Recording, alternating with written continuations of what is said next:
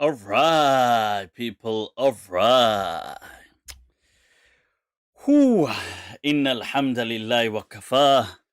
والصلاة والسلام على رسوله المصطفى وعلى عباده الذين ارتضى ومن بهداهم اهتدى وبآثار أهل المدينة اقتفى وبعد فالسلام الله على القوم أهلا وسهلا بكم ومرحبا bienvenidos a todos.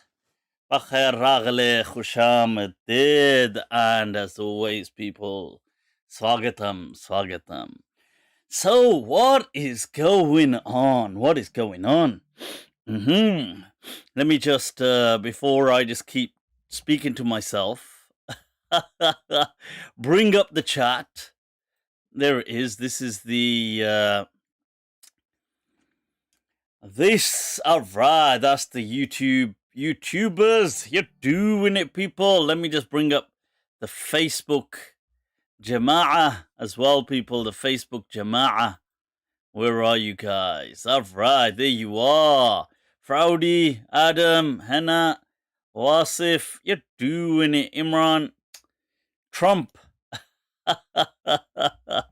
You're doing it. YouTubers as well. Alright, Abu Safura, Rafi. Vah. Much love, people. Much love.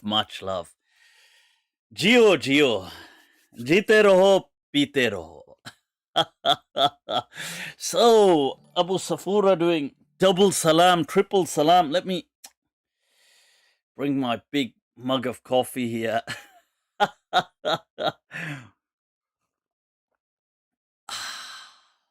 Right. God, reading that, saying size matters. The gym. What has it been now? God, it's been. It's now just like a vague memory. I'm suffering. So, what is going on, people? Inaya, you're doing it. Alright, so, peoples, what will we be taking a look at today? Quite a few topics lined up. Let me just bring this slightly closer to myself. Quite a few topics lined up. Well, I'd like to do an overview of, or an afterthought on the discussion with Dr. Abdul Majid from Luton. So I'll share my thoughts on that. I want to tackle this question as well. What is my agenda? Not that anybody who has an agenda ever admits to it anyway. Pirbi, in the name of transparency and honesty and all those other amazing qualities, I will speak about what is my agenda. Agenda kya hai? So let's lay out the deck. I also want to discuss this thing of the hadith kind of ripple and boomerang effect that is created, or what I have referred to as well as the bounce effect. It came up in the discussion with Dr. Saab, and I've spoken of it previously. I want to speak a bit about that and about hadith and evolution. I want to present an idea. So, people, buckle down, huh? In addition to that, what else is there?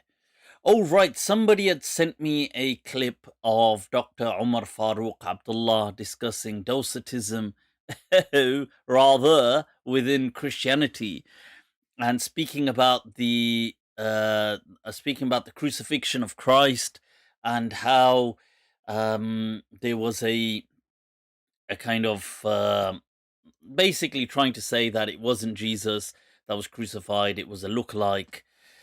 And yeah, so I want to shed some thoughts on that as well, shed some light on it. Yeah, floodlight.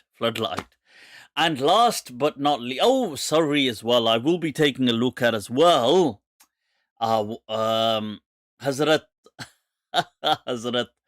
فضيلة الشيخ مولانا Ilyas Qadiri Sahib.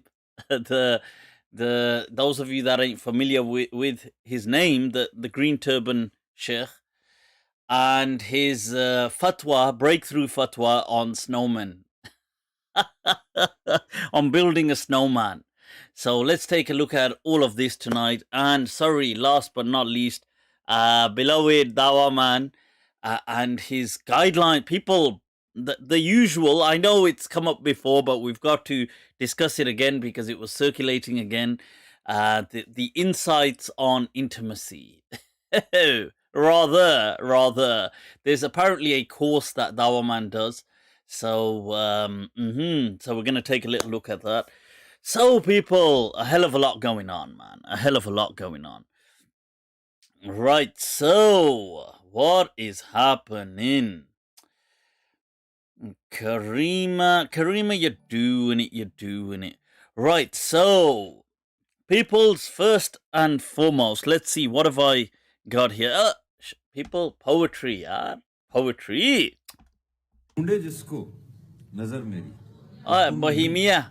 तो कौन है जिसका नाम जिंदगी वो तुम नहीं तो कौन है कि जिसके वास्ते दिल दर बदर रहा अब तक मेरे जहां में वो कमी वो तुम नहीं तो कौन है Wah. I thought, well, cello, let's keep it simple. And always, in speaking of major matters, oh,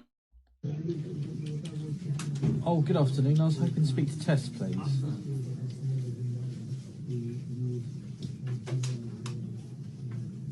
Oh, right, okay. It's Tess Tickle. Testicle? I'm so sorry. Sorry, ignore. Thank you. Such an idiot, man. Alright, so people, important matters first. Speaking of important matters, somebody had sent me a clip on. Good afternoon. I was hoping to speak to right, so mom and dad parent titles. on There's gender neutral and binary, non-binary that exists. It can be hard for parents within the LGBTQIA+ community to find a word that they feel comfortable being addressed as by their children. So here are some examples: Dama, Mada, Maddie, Madi, Mappa, Nini, Nopa, Nori, Opa, Pere.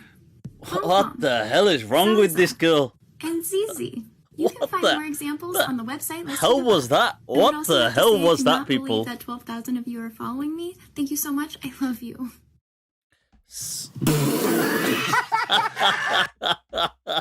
Seriously, what the hell was that, people? What the hell was that?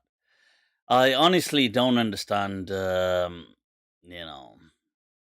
entiendo. What is going on?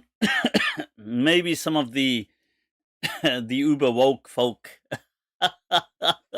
can explain it, but I don't get it, man. The people are just causing so much confusion. I see all these things nowadays. I don't know whether it's just on social media, or is it in the world like that as well, or is it just what we see on social media? And all this. I I watched something where teachers were saying you shouldn't really refer to the girls in the girls' school as girls or something. Like, you should refer to them. Besalo. What is happening to this world, honestly? And I've read something that the what was it? The royal. I mean, I don't want to misquote which society, but it was a top accredited, well reputable society, the British Medical. Right, but I'll have to find the quote again. But that they had sent out an email that they were actually their suggestion was you stop referring to women as that were pregnant. You should replace the term not as pregnant women, but as pregnant people.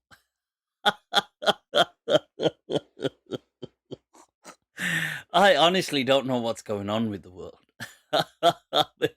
Is this what preoccupies the mind of the of the conscientious? I don't know, man. What is happening? What is happening? Seriously, things are. We forget that. Look, we are part of nature. We ain't different. We ain't something.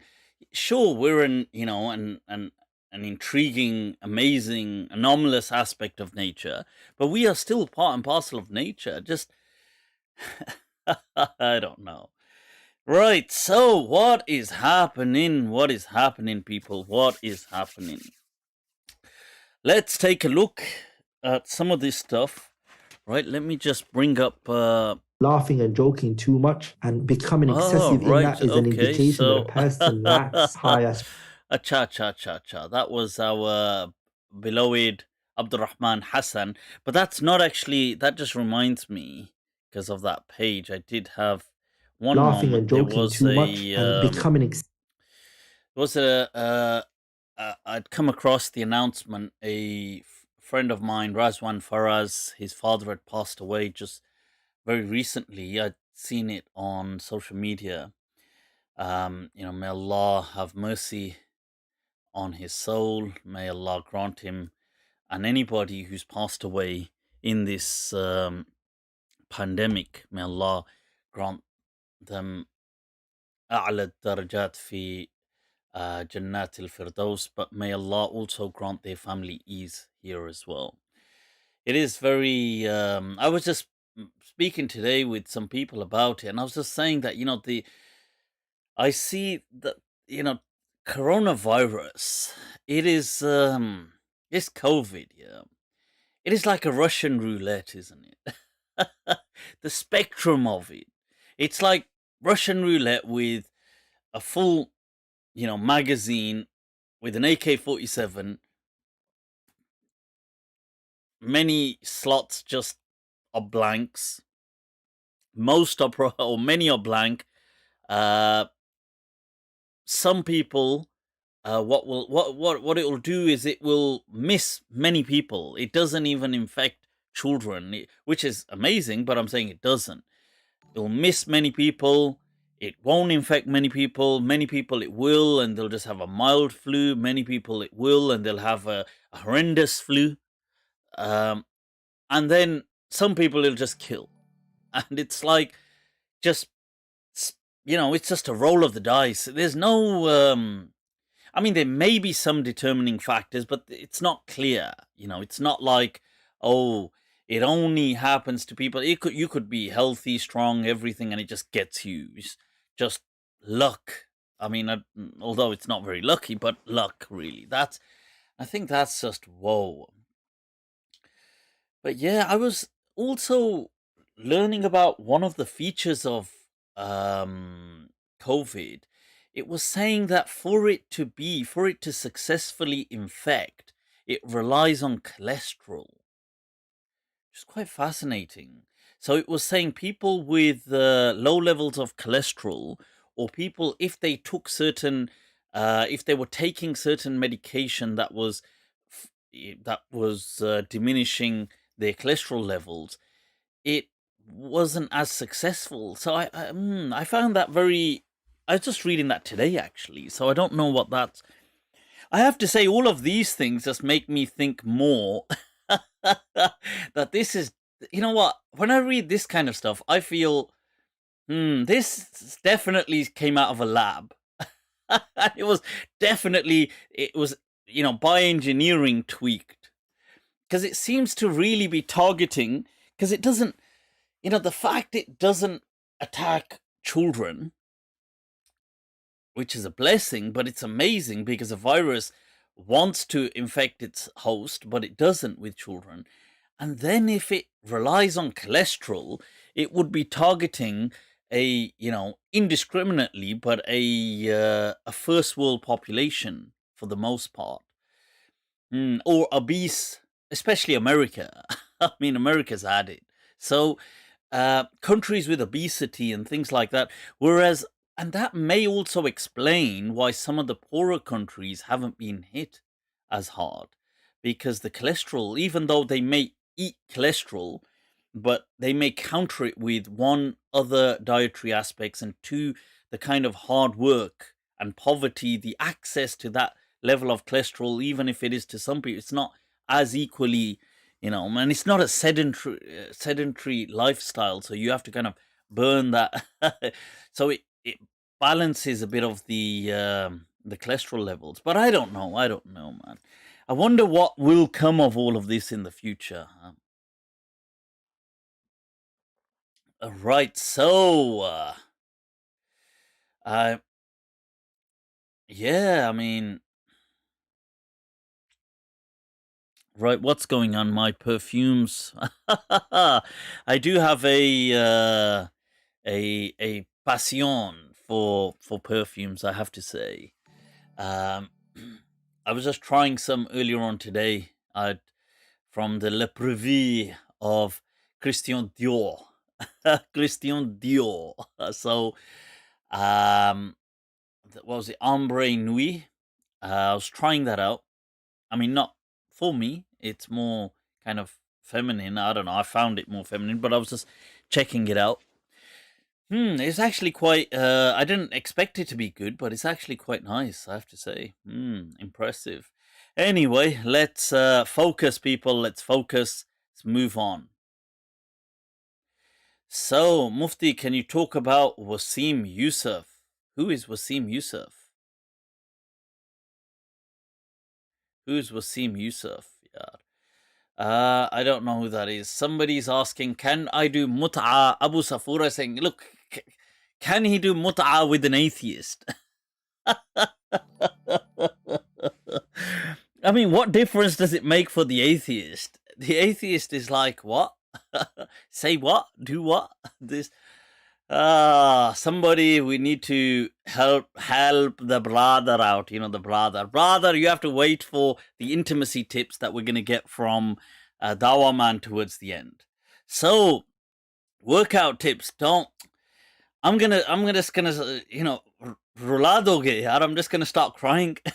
I haven't been able to go to the gym for what now? Successfully for about it's almost coming to about 2 months. Do you know what the agony? And then the weird thing, I'll tell you something. The weird thing is that, you see, when you stop, then easily you seem to sustain injuries. It's weird. Like after COVID, I started once I got better, I started doing just push-ups at home, and I was doing them every day. And then I had kind of across here, I don't know, I'd done something to, I don't know what it is, a tendon or what, but I was like, that hurts. So then I had to rest that. So now it's coming to about 2 weeks, and that's kind of better now. And I'm thinking, bloody hell, you go to the gym every day, nothing happens. You don't go to the gym for about 6 weeks or 5 weeks, and then you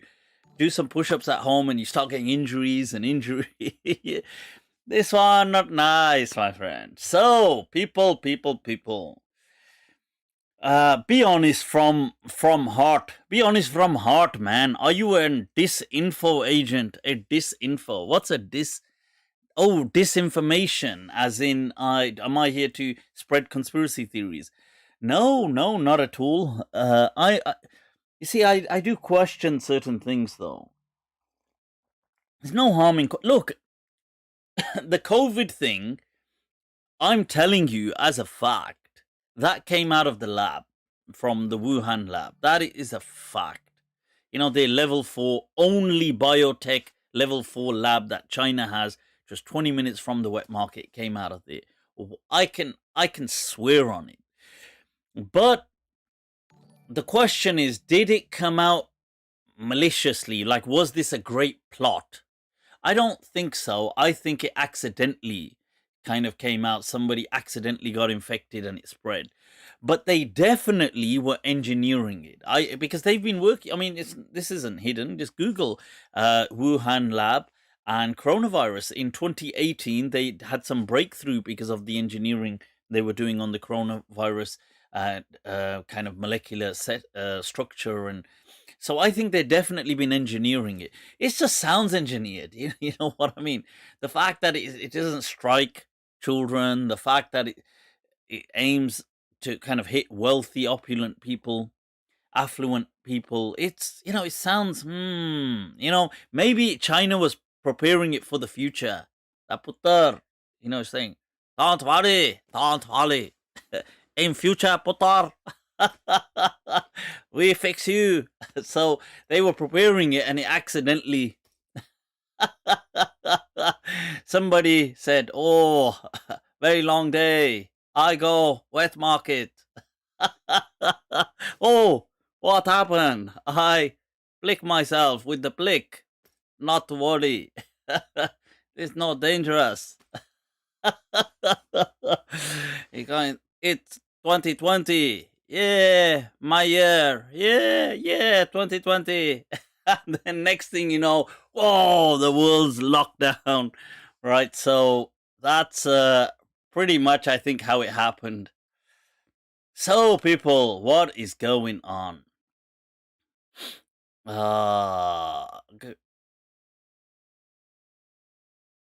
Spectrum asks a question. He says, Mufti, my older sister has always asked why the Quran is so centered on men and not women. For example, 4 women are needed to witness if something happens.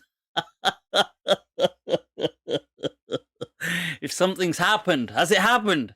Has the guy gone? Has he gone? Oh, bloody hell. Just one of you. Can you get 3 more, please? I need to know whether...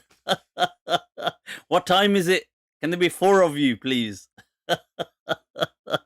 Okay, so first of all, speaking of disinformation, the Quran doesn't say 4 people, 4 women need to, if anything's happened.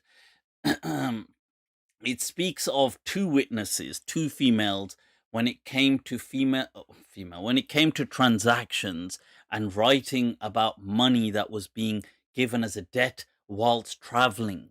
So unstable circumstances and money is being given. And I've got a video explaining that. And it doesn't say because they something that they lack something or that they're stupid or silly or, unreliable. It doesn't say that. It says that should one get misguided, and tadilla, not tansa, and tadilla. And that is Sufyan's kind of explanation as well. That, you see, it's because money, and I've got a video explaining it, money, it was very likely that people may renege on their kind of promises. They may intimidate witnesses. And it was easier in those societies, far easier to intimidate a single woman than it would be to intimidate a man, a single man. Now, hence, if there were 2 women, it would complicate that process a bit. So that's so it's only to do with that. Otherwise, 1 woman is equivalent to 1 man. It's not any different. As the hadith says, in innaman nisa shaqa'iqur rijal, that women are the counter equals to men. But the other things I think are different, things like, right,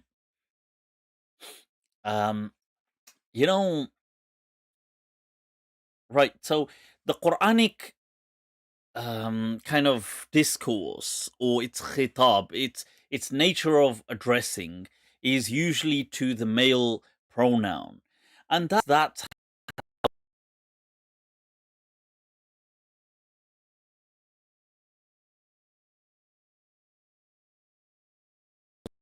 right. Whoa, kind of disappeared there for a moment. That's not Islam. That's humanity. Humanity has really historically, for most of humanity that has ever existed, it has been patriarchal in the sense, you see, nowadays people use patriarchal to mean obviously that a like malicious. I don't mean it in that sense. I mean just neutrally, as in the leaders were generally men. Not always, but for the most part.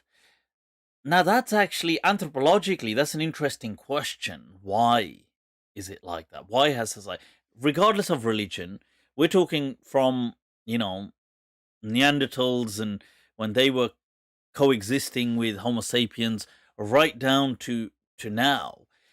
For the most part of the world, men have dominated in society. Now, a question is why? And it's not actually, at first sight, it seems like it's an easy question. Say, well, easy, it's duh. But it's actually not, because when you look at primate behavior, monkeys, now it's many primates are also kind of male-centered in that sense, patriarchal, but some are matriarchal. So you will find in the case of bloody hell, I'm having a brain freeze. What's the bonobo? In the case of bonobo monkeys, you will find that they are actually matriarchal, and even if the men are bigger, males are bigger than the females, but when they try to bully them, like let's say the male tries to bully, 2-3 of the females will get together and they just beat up the male. But then bonobos are not really violent either. So it's interesting, because bonobo are as close to Homo sapiens as chimpanzees. Right? So what is it about 97 point something? And they're both at a similar kind of distance, but differently. And the question is, are sapiens more towards bonobo or more towards chimpanzees? Because chimpanzees, I know, chimpanzees kind of, they look, when you see them in movies or you see things, they look kind of cute. Yeah, this kind of monkey, they're so clever, it does all these things and it's kind of cute. And sometimes they dress them up or, but they are actually vicious creatures. They are not like cute. You're like, oh, cute. They literally rip each other to pieces, and they're so violent and aggressive. If they come in contact with somebody that's a non-tribe member, they will literally do things like gorge the eyes out, jump on, stamp on the other primate's face, keep stamping until they kill it. And they will get the young and rip the head off the young. They're very violent. It's weird because, you kind of grow up with this, that chimp is like a cute, it's like you think, yeah, I wouldn't mind that as a pet, a little chimp walking around. But it's not, they're actually very vicious in their natural habitat. Whereas bonobos are kind of like the librarian version of them. They're very not aggressive. They're very relaxed. They're matriarchal. They're very intelligent, emotionally very intelligent as well. They're hypersexual, casual practices are 3-4 times a day. They're very, and that's one of their practices, to always spread peace. So they've done experiment. You should read actually Franz de Waal and his studies on. He's a primatologist for many decades, and whenever they kind of unleash these primates, so if they have a chimpanzee and they unleash a new group, it's war, instant war. If they encroach on their territory, it is war, a declaration of war. But bonobos, when they come encounter, they'll kind of just be a bit freaked out, they'll be a bit hesitant, and they'll kind of come closer, and then they'll just kind of like pet each other, and then they'll just have this one big kind of orgy. Right? I'm not joking. And then they're just all cool. It's like, yeah, and they're just good. So the question is that which ones are humans more kind of in line with in terms of personality traits? Well, that's the question. Anyway, I don't know why I digressed onto bonobos. So, people, what is going on? Mufti, any more plans to make more muftis like your type? Go by rationality and reasoning, like an academy. Islamic world needs more like you. Shukran, much appreciated. I dearly appreciate your, because that in itself is it's an acknowledgement. So, right, I explained previously, it may have been last week, why I don't really see myself going into something like an academy, making an academy, or founding one, or being part of it. I mean, being part of something is different, as in if you just teach there, but establishing something, because it sucks the life out of you, and it's not my style, man. And you know what it is? It does. It makes you it kind of takes away your liberty to freedom of ideas and freedom of speech. It shackles you, chains you in this kind of this kind of slavery to the institute. You become a slave to it for its longevity. And it is true, maybe after you've passed away, it may produce people, may do, maybe even whilst you're alive. But I mean, you could teach people anyway whilst you're alive, but this, even after you've gone, maybe the academy produces people. But I don't know, can't videos produce people? Can't books produce people? Why become crippled with something like that? Because then everything is that institute. And I spoke about it at length, and I gave the example of Sheikh Hamza Yusuf and Zaytuna, which is incredibly successful as an institute. In fact, I chose it as probably one of the most, if not the most successful Muslim academy in the West. And really, I just see it as, even though it's great, but what is it ultimately? I don't know. Like, what's so great about? Like, I don't mean to diss what Sheikh Hamza has done, but what's so great about it? Like, yeah, you'll produce. Some people will come out with a degree, and what? What does it do? Like, yeah, you'll shape some people's thoughts, but you could have shaped their thoughts by giving lectures. In fact, you could have had a much broader reach if you just taught online. So, but people will be like, yeah, but it's my legacy. In all honesty, nowadays, the way these things work, institutions, no one person then owns that institution. Okay. Those days, like how it works in the East, it doesn't quite work like that in the West with corporations and board members and this and that. And a good example is like, remember the thing that happened with Ustad Osama Khan and the whole ta'leef thing. And don't want to bring that all up, but I'm just saying when it came, and push came to shove, they threw him, under the bus, and they went on, whoever the new, people were, the new administration, to take over. And yeah, and I've seen it. Believe me, I've seen it. I've seen it happen. There's I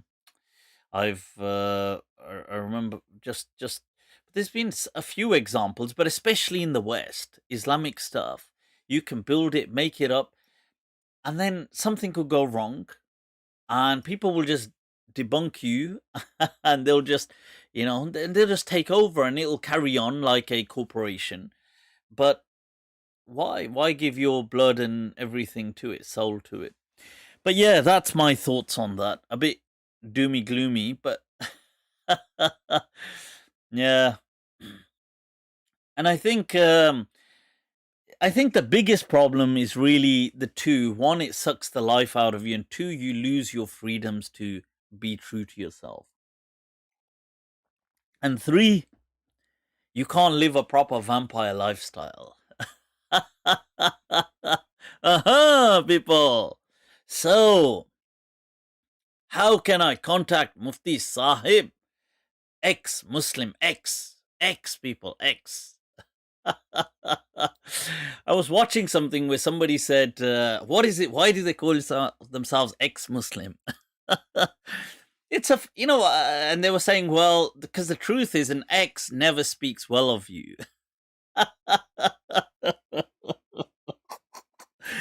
Yeah, because that, you see, the irony is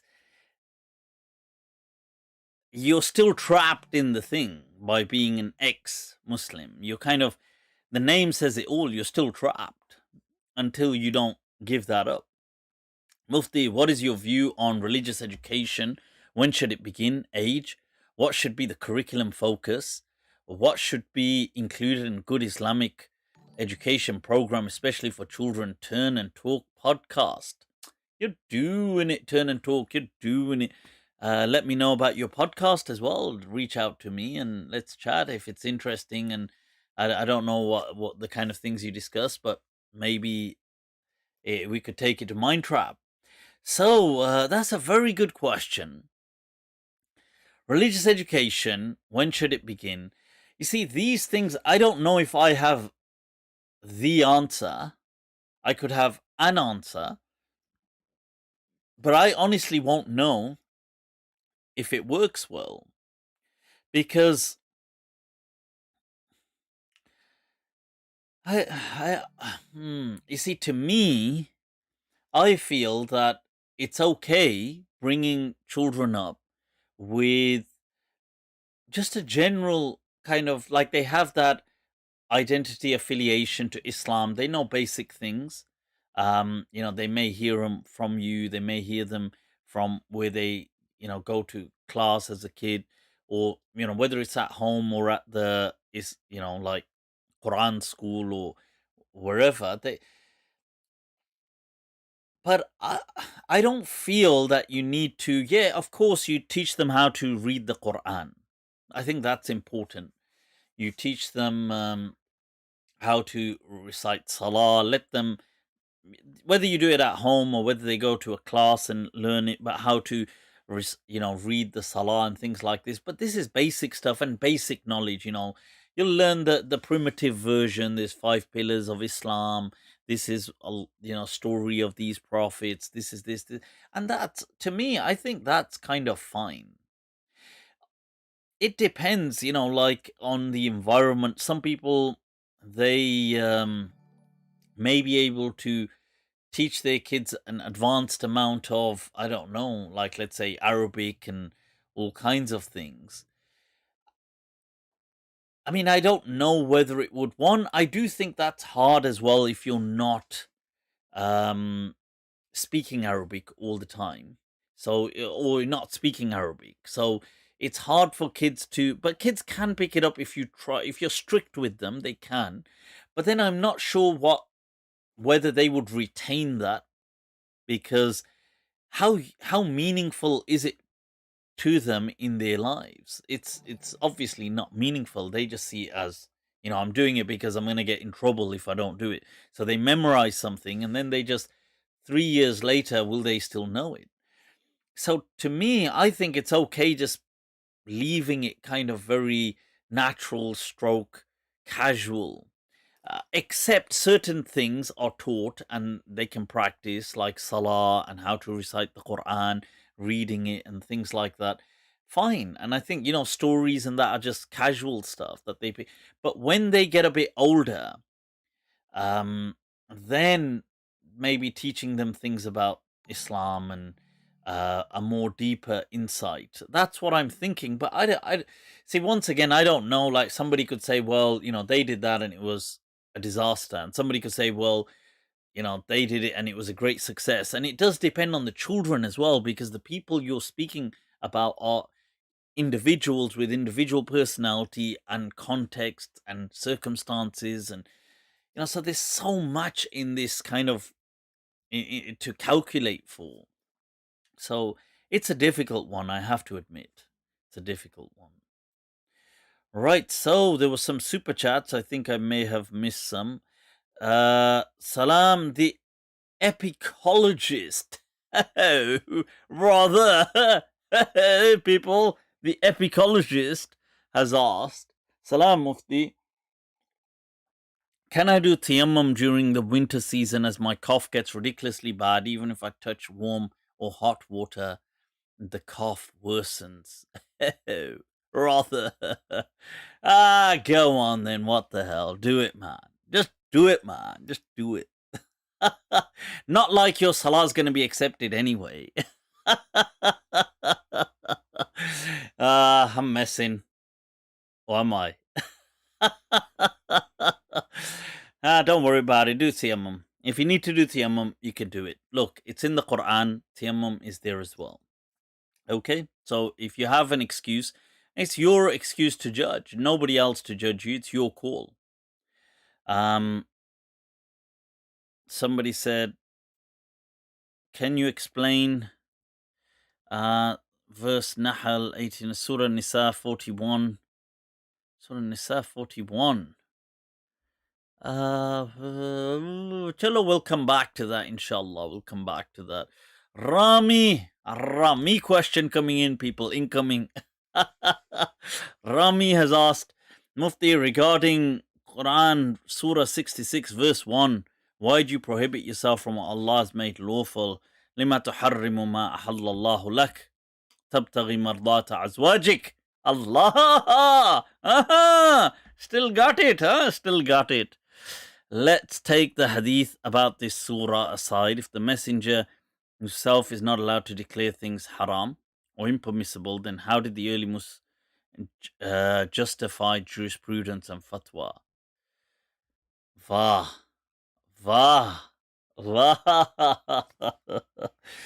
You see, the verse doesn't say, because the Prophet himself, we believe, is a legislator. The verse doesn't say that you felt the ruling changed.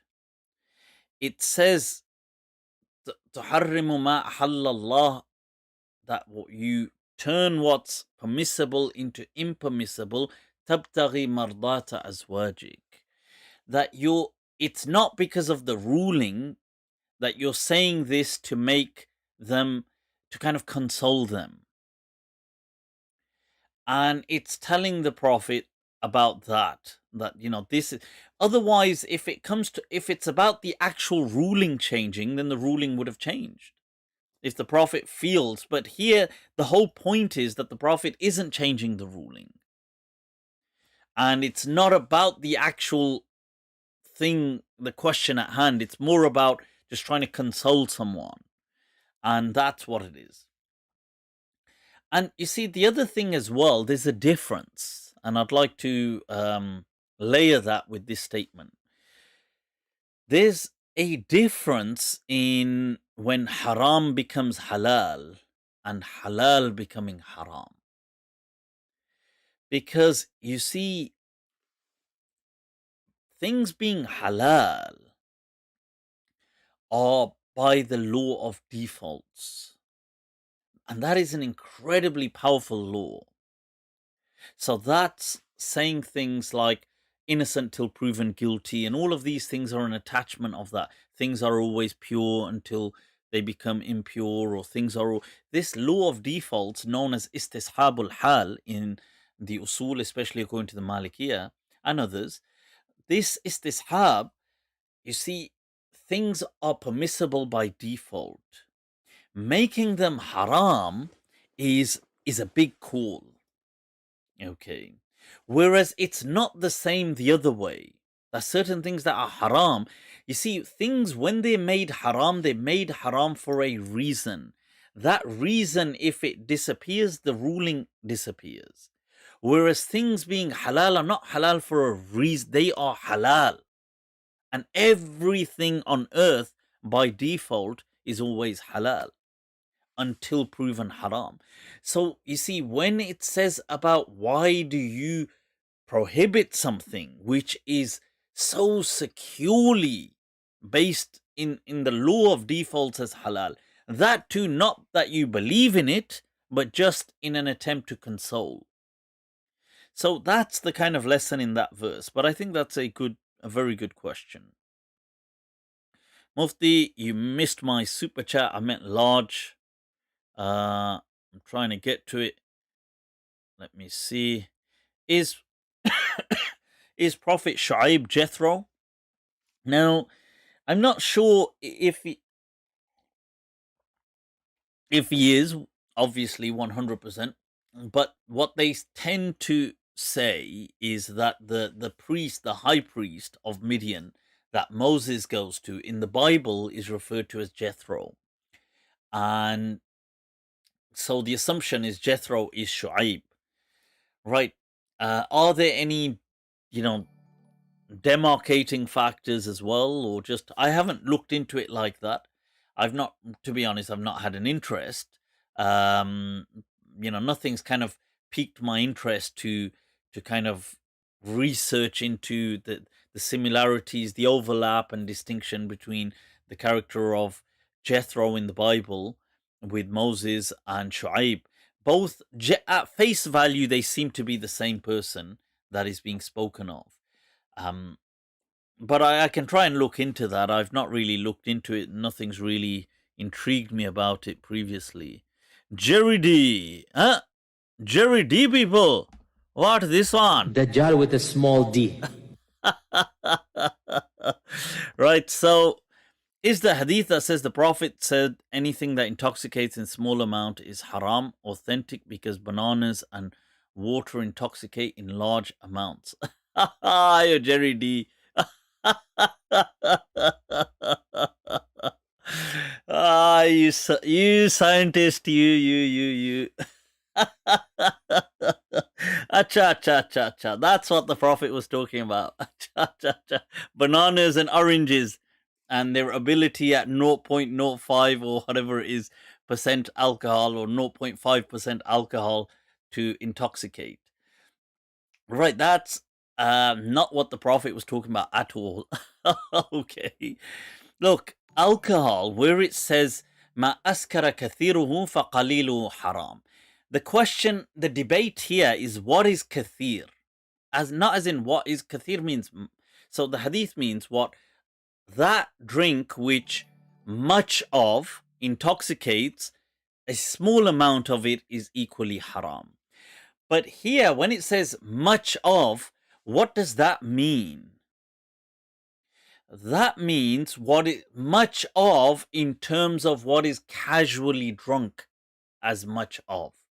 So, for example, if somebody drinks, let's say on average 1 or 2 mugs of this, that's all they drink. That's like the general drink that people have. Like, let's say it's like people go, they have a pint, and then they might have 2 pints. Okay. Now, this is what the kathir is referring to. The kathir is referring to that which much of in terms of what is understood as normal consumption of that drink. It doesn't mean much of as in if you drank an entire lake. Or, if you drank an ocean worth of, or if you drank, even if you drank 100 barrels of something, it doesn't mean it like that. Nobody drinks like that in one go. So it's talking about that with ma askara kathiruhu fi jalsatin wahida or fi majlisin. Okay, that which in one context a lot of it would intoxicate. A lot of it as in what casually people drink as a normal lot of that drink. So whether it's 2 pints, 3 pints, like that, okay, but not so these things, they wouldn't even if you got orange peels and these kind of things, and they do have that a small amount, 0.5% alcohol in the skin and things like this, but even that kind of, it wouldn't intoxicate a person. That's why many of the ulama say, even the Salafiyah, that like Uthaymeen has a clip, I've played it in the past, saying up to 3% alcohol is not. Peoples, 3%, huh? 3. Is it 3? So, yeah, hope that explains. Mufti, can a woman become an imam? Ifra mo.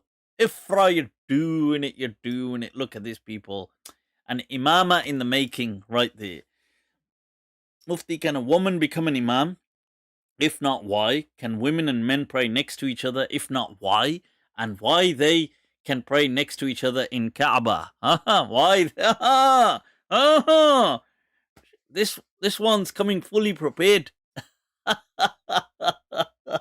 Ifra, you're doing it, you're doing it. So, well, I'll just bypass all of that by saying, look, she can become an imam. Islam is concerned. But then imamship has certain interactions. It's a working model. It's not something which is just a theory. Part of it is a representative in society that gives a sermon. Now, if your society accepts that, then fine. If your society does not accept that, then it's not going to work as an imam. Because if in that society people don't accept it, then, it's going to be a problem. Even though it's not inherently invalid. The other thing is that the imam leading the salah, once again, it's permissible. The salah would be valid. It's not usually done. And I think it's rather obvious why it's not done. So, that one, this one, no, nice. But, that's the kind of reasoning behind it. But, cool. Okay, let's move on. Suleiman Shah says, Suleiman Shah's question has kind of just gone, people. Oh, there it is. Mufti, you've helped me out so much in letting go of the cult behavior. Love Islam more and more. By the way, my friend is asking if sugar babes are halal. You want to eat? Tova. Ye kaun sa eating ho raha hai? What is this one? This corruption. Corrupt people. Shayateen. Toba. Right, so what is going on? Mufti Saab, different creation myths in different cultures and Islamic narratives, universe creation. What's your thoughts? Yeah, definitely. I feel that, look, it's true that I feel that there's a common kind of origin to a lot of these creation myths, and some of them may be metaphorical. I mean, many of them may be metaphorical, but they may have had some essence to them. So the concept of Adam is in many kind of cultures, obviously not just the biblical traditions, but also Adamu from the ancient, I believe it was the ancient Sumerians had kind of passed down the myth as well. And so I definitely feel that there's, an connection here. Okay. And even when you think about it, some of the ancient Hindu narratives as well ain't actually that different. I mean, they in several things they are, but still, yeah. And I think I've spoken of this in the past that Adam in if looked at from a Sanskrit perspective, meaning ancient, it's actually quite intriguing.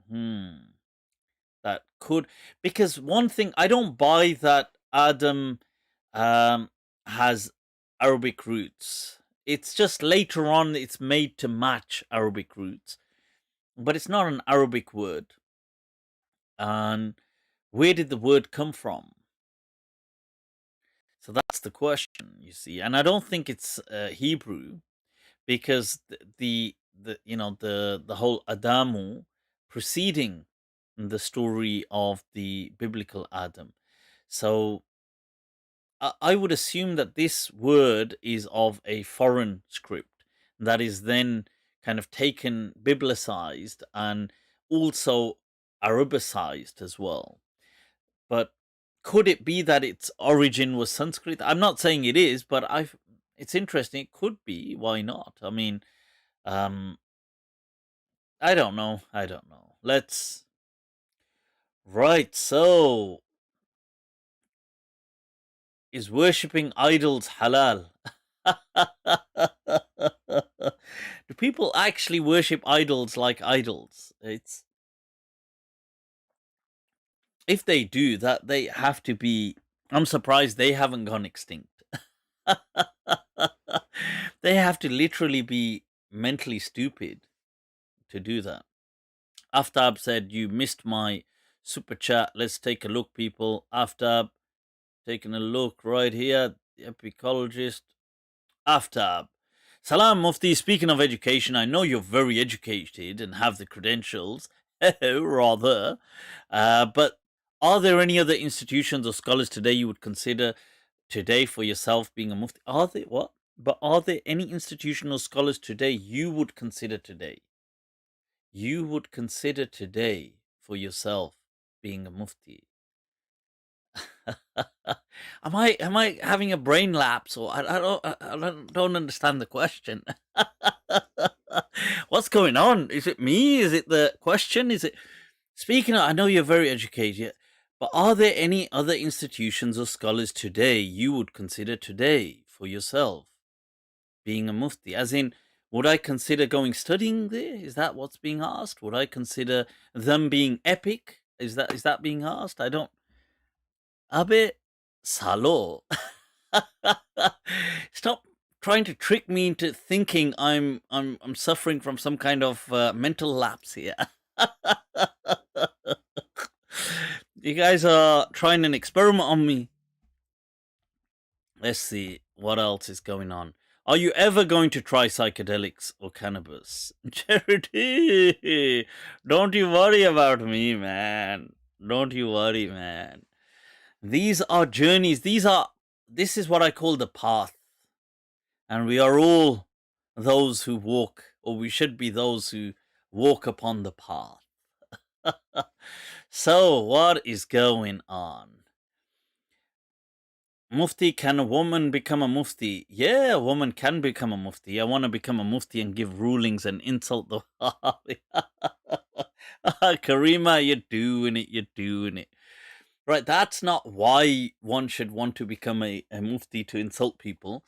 I know I do it sometimes. But that was not how I set off upon this path. It's good to see, honestly. It's really good to see that some people have an interest in this stuff. It's amazing. Where this field is so... यार जज्बाती कर देते हो यार. You make the person the emotional, look, this thing, this field, this legacy is really it's a dying breed. It's something that is it's an endangered field and species of itself, really. It's amazing how certain things within the dunya sometimes can cast a light on. I mean, recently I spoke about, and you guys probably remember, that Bollywood actress Sana Khan marrying a Mufti. And she probably did for Muftiship overnight what the Mufti ulama couldn't do for centuries. Wah, the power, huh? The power that women have. But it's true. I mean, people were like, "Whoa, wow, I want to become a Mufti," and it's amazing that just the thought, just the type, just being in the public sphere, just this idea of becoming a Mufti. Yeah, and a lot of it is the fault of the ulama as well. They don't do any favors, because obviously they turn it into something so rigid and horrible and boring, and who wants to become that? Yeah. But I want to speak about give my afterthoughts on the discussion of Bukhari Gate, but just getting to that. Following that discussion, there was somebody sent me a message. So they sent it on Patreon. Let me just take a moment to say my patrons. I usually say mis patroncitos, right, which is just Spanish for saying patrons. Somebody used to think this was, who's this girl that Mufti's always saying mis patroncitos? So that's just Patreons, my Patreons, mis patroncitos. Okay, but so my Patreons out there, much love to you guys. But somebody sent me a message on Patreon. And he said, Mufti, I watched your thing and I really appreciate it. And, I signed up to your Patreon thing. And I'm not saying people need to sign up, but obviously, if you are, I'm not going to stop you. But, look, I get it. Everybody, this world is everybody struggling and in their own way. And I'm not saying you need to, but, this message had an important feature to, this point, what the person had said. You see, one, obviously the appreciation, but two, it's bigger than that. And it's not just about me. It's not about me. You see, the problem is that this field isn't invested in.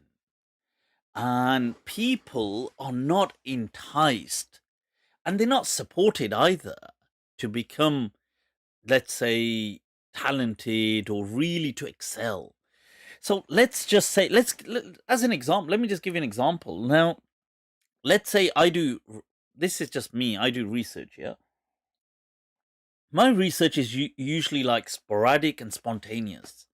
Like one day I might hear something, I might watch something, I might think something, and I might just go off into it. Like now somebody's asked me about Jethro Shaib.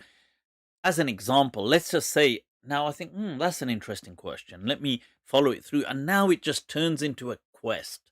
I'll be up for hours. I'll kind of like be, searching this. What's this? What's this? What's this? I'll try and think of things. I'll just kind of like cast a net and random questions. Oh, what's that? What's that? And you'll kind of just ping, ping, ping. And somewhere you'll hit it. And he'll be like, oh, that's interesting. Oh, well, what's this? Then you'll open another tab and you're reading this. And what's this? And you'll be reading.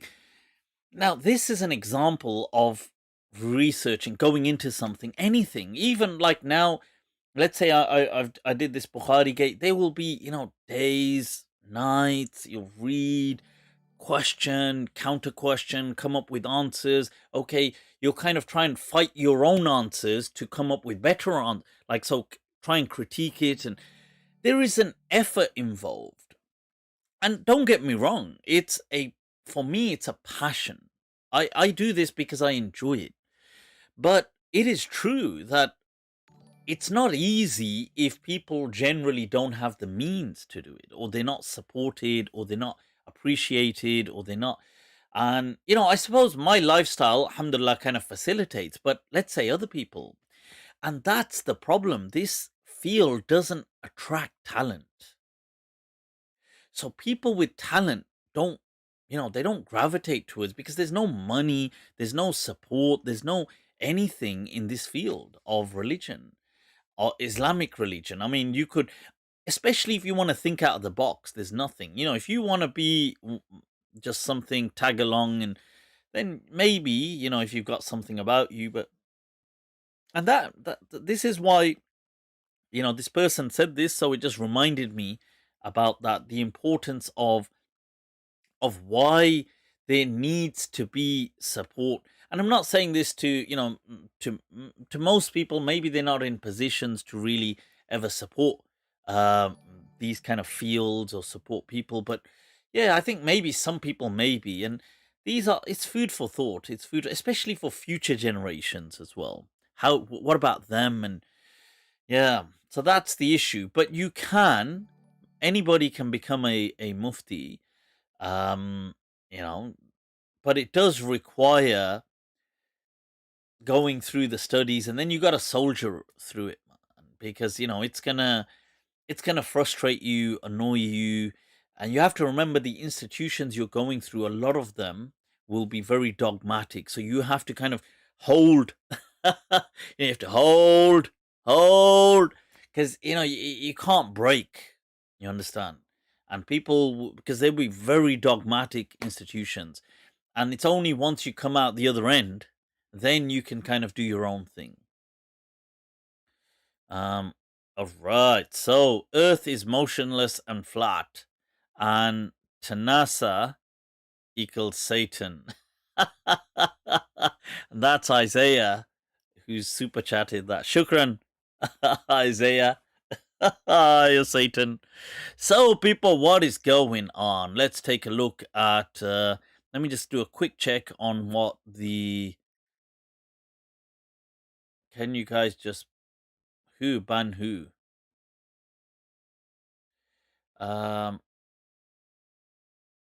Yeah, Karima says, look, Mufti, I've read sometimes some nonsense scholars have written about women. It's very disheartening. Yeah, it is. And, my advice to you is, if people say, if you read something or if you hear something, so there's two kind of feeding, I don't know, there's two feeds into this. One is contemporary people, and they're just, people who are saying misogynistic things and stuff like that. They're just mentally handicapped for some reason. Like we played last week a clip of Danny Boy, and why he was very, his hatred for women. And I don't get why he hates women, even though, he's secularly educated and been to Harvard, and he's obviously, he's intelligent. You wouldn't have got through Harvard if he's not intelligent, but seems to be so weird as a person, and just hating and misogynistic, and I don't get that. And you get people like that, but remember, these people don't let them hijack your Islam. And then the other feed is traditional feed. Now, traditional, you've got to go a bit easy on traditional, because you have to remember that people in the past weren't doing this in a sense of hating on women. Today, some people may be. I mean, some people may have in the past, but generally they weren't. That generally it was just the way the world was.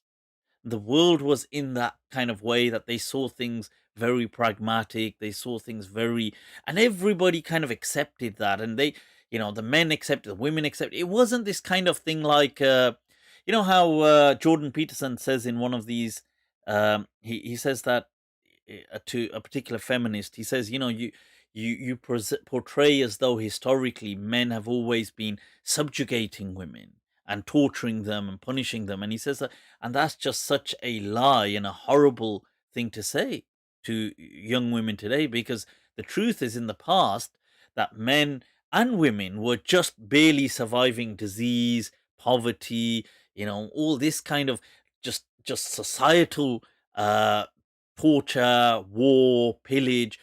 And it wasn't that the men in that place were trying to suppress the women in that place. It was just, they were just trying to survive, and the men were usually trying to provide food, and which would have been very difficult as well in the past. Either if you didn't grow crops, you had to trade, or you had to hunt, or you had to. It's not what you see. The point is, it's not this thing of they were sitting around as some kind of oligarchs, looking down on women. In the past, it's just the way the world was. It's just nature. Like societies were that way, and they saw it that way. And it doesn't. So when you read things of the past, just know that this is their day and age. This is not a reflection. It doesn't, it doesn't capture or imprison Islam within it. It's just the way they reflected the light of Islam. So Islam, it's like the sun shining, and this is their reflection of it. And in our day and age, we've got a different thing to reflect the light that's coming from the sun, and that's how it is. And this. Speaking of that, I've got an example. This is from Abul Hassan al-Qabisi, the great he's was a great scholar, unquestionably. He was a Maliki from North Africa, in around Tunis, modern day Tunis, and he's a sidekick of Ibn Abi Zayd al Qayrawani, but he's also one of the major people who transmits the Bukhari, who has the main manuscripts. And I spoke about that in my Bukhari Gate, the Musnid. One of them is Qabisi, and he was blind as well for, I think, most of his life, or I don't, or maybe all of his life, but definitely for a huge part. But he has this masail, this mas'ala. Let me share this with you. وسئل عمن تزوج امرأة على صداق 70 دينارا. And he's asked about a person who marries a woman for 70 dinars. So he's 70 gold pieces, yeah. فدفع النقد, so he paid up front. النقد can mean money, but also up front as well. من ذلك وهو 30 دينارا. So he pays up front 30 dinars, gold pieces. ثم هلكت الزوجة قبل البناء. But then the wife dies before he can consummate the marriage, before he can take any pleasure in the relationship. So what's going on here? So he says, so where is it? Right. So he says, الذي أرى أنه قد دفع النقد فلم يبقى عليه ما يمنع به المدة البعيدة، فإن كان هذا الولي هو أبوها وهي بكر فهي بعد في ولايته حتى يثبت أنه طلب الزوج بالدخول، فالبينة على الأب وأنه دعا الزوج إلى البناء. هذا الذي ظهر لي والله أعلم. So he's kind of giving this lengthy response saying, look, did the father prevent it?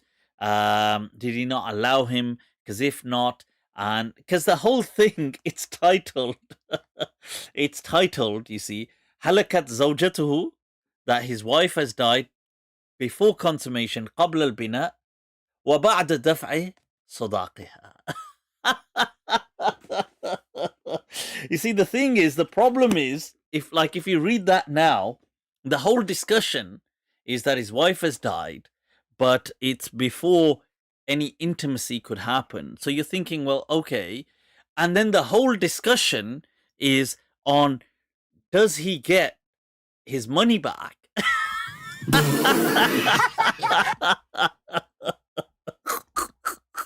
So this is the whole, that, you're thinking, well, she's died. That's a problem. But the greater problem, I made a down payment on this one. So, awkward, guys, awkward. But, I know we're getting ready for the janazah, but hey, don't want to sound like a party pooper, but like, okay, we're getting ready for the janazah. Okay. Is it on your mind as well? Are you, is it just me, or are we all thinking, are we on a level here? What's going to happen about the mahar that I've paid? So now, if you read that, you would think, look, what the hell is this? But you see, this was something being written about almost 1100 years ago, about, between 1000 to 1100 years ago, even if you say 1000 years ago. But that's still, you see, the world was a different place. Don't judge those people. Don't judge today your understanding of Islam if you read something like that. That's just their day and age. The guy's, he's saying, yeah, she died. Okay. He's saying stuff happens, I guess. But, guess who still got the receipt?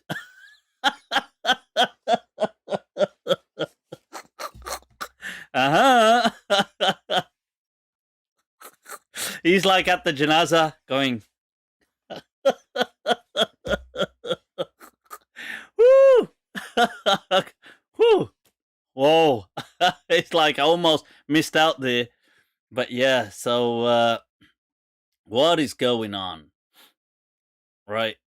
Some Mufti, you missed my super chat. Ifra, I don't see it. I see Ifraz and I see Salam, it's me, Jawad. Jawad, you're doing it. Right. I wanted to ask your thoughts on Pir Nasiruddin Nasir Gilani, rahimahullah. Hope you know who I'm talking about. Are you talking about Nasiruddin Nasir from Golra Sharif? Is that who we're talking about? I'm not sure if that is who you're talking about. Very respected Pir Saab from modern day Pakistan, and he's passed away now, obviously a while back. But that's where his khanqah is. I believe it's in Pindi somewhere. But yeah, he has huge respect, a widely respected authority amongst the broad spectrum of Sunnis. Yeah. So, right. What is going on, people?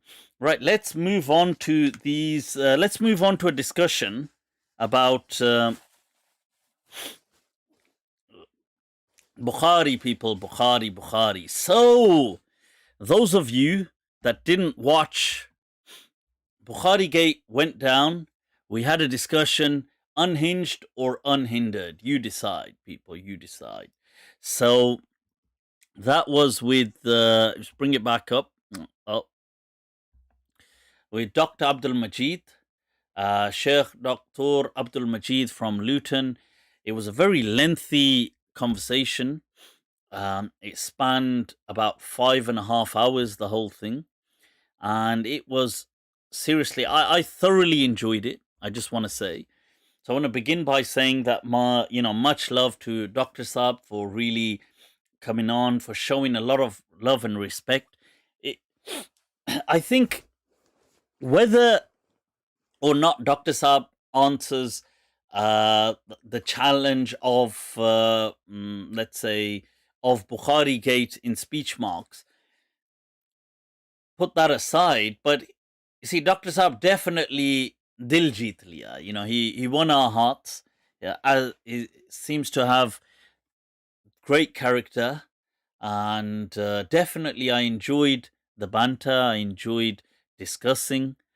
It's already been watched so much. I think it's been just a couple of days now, and it's been it's probably had about 18,000 views already. So for a 5-hour video, what the hell?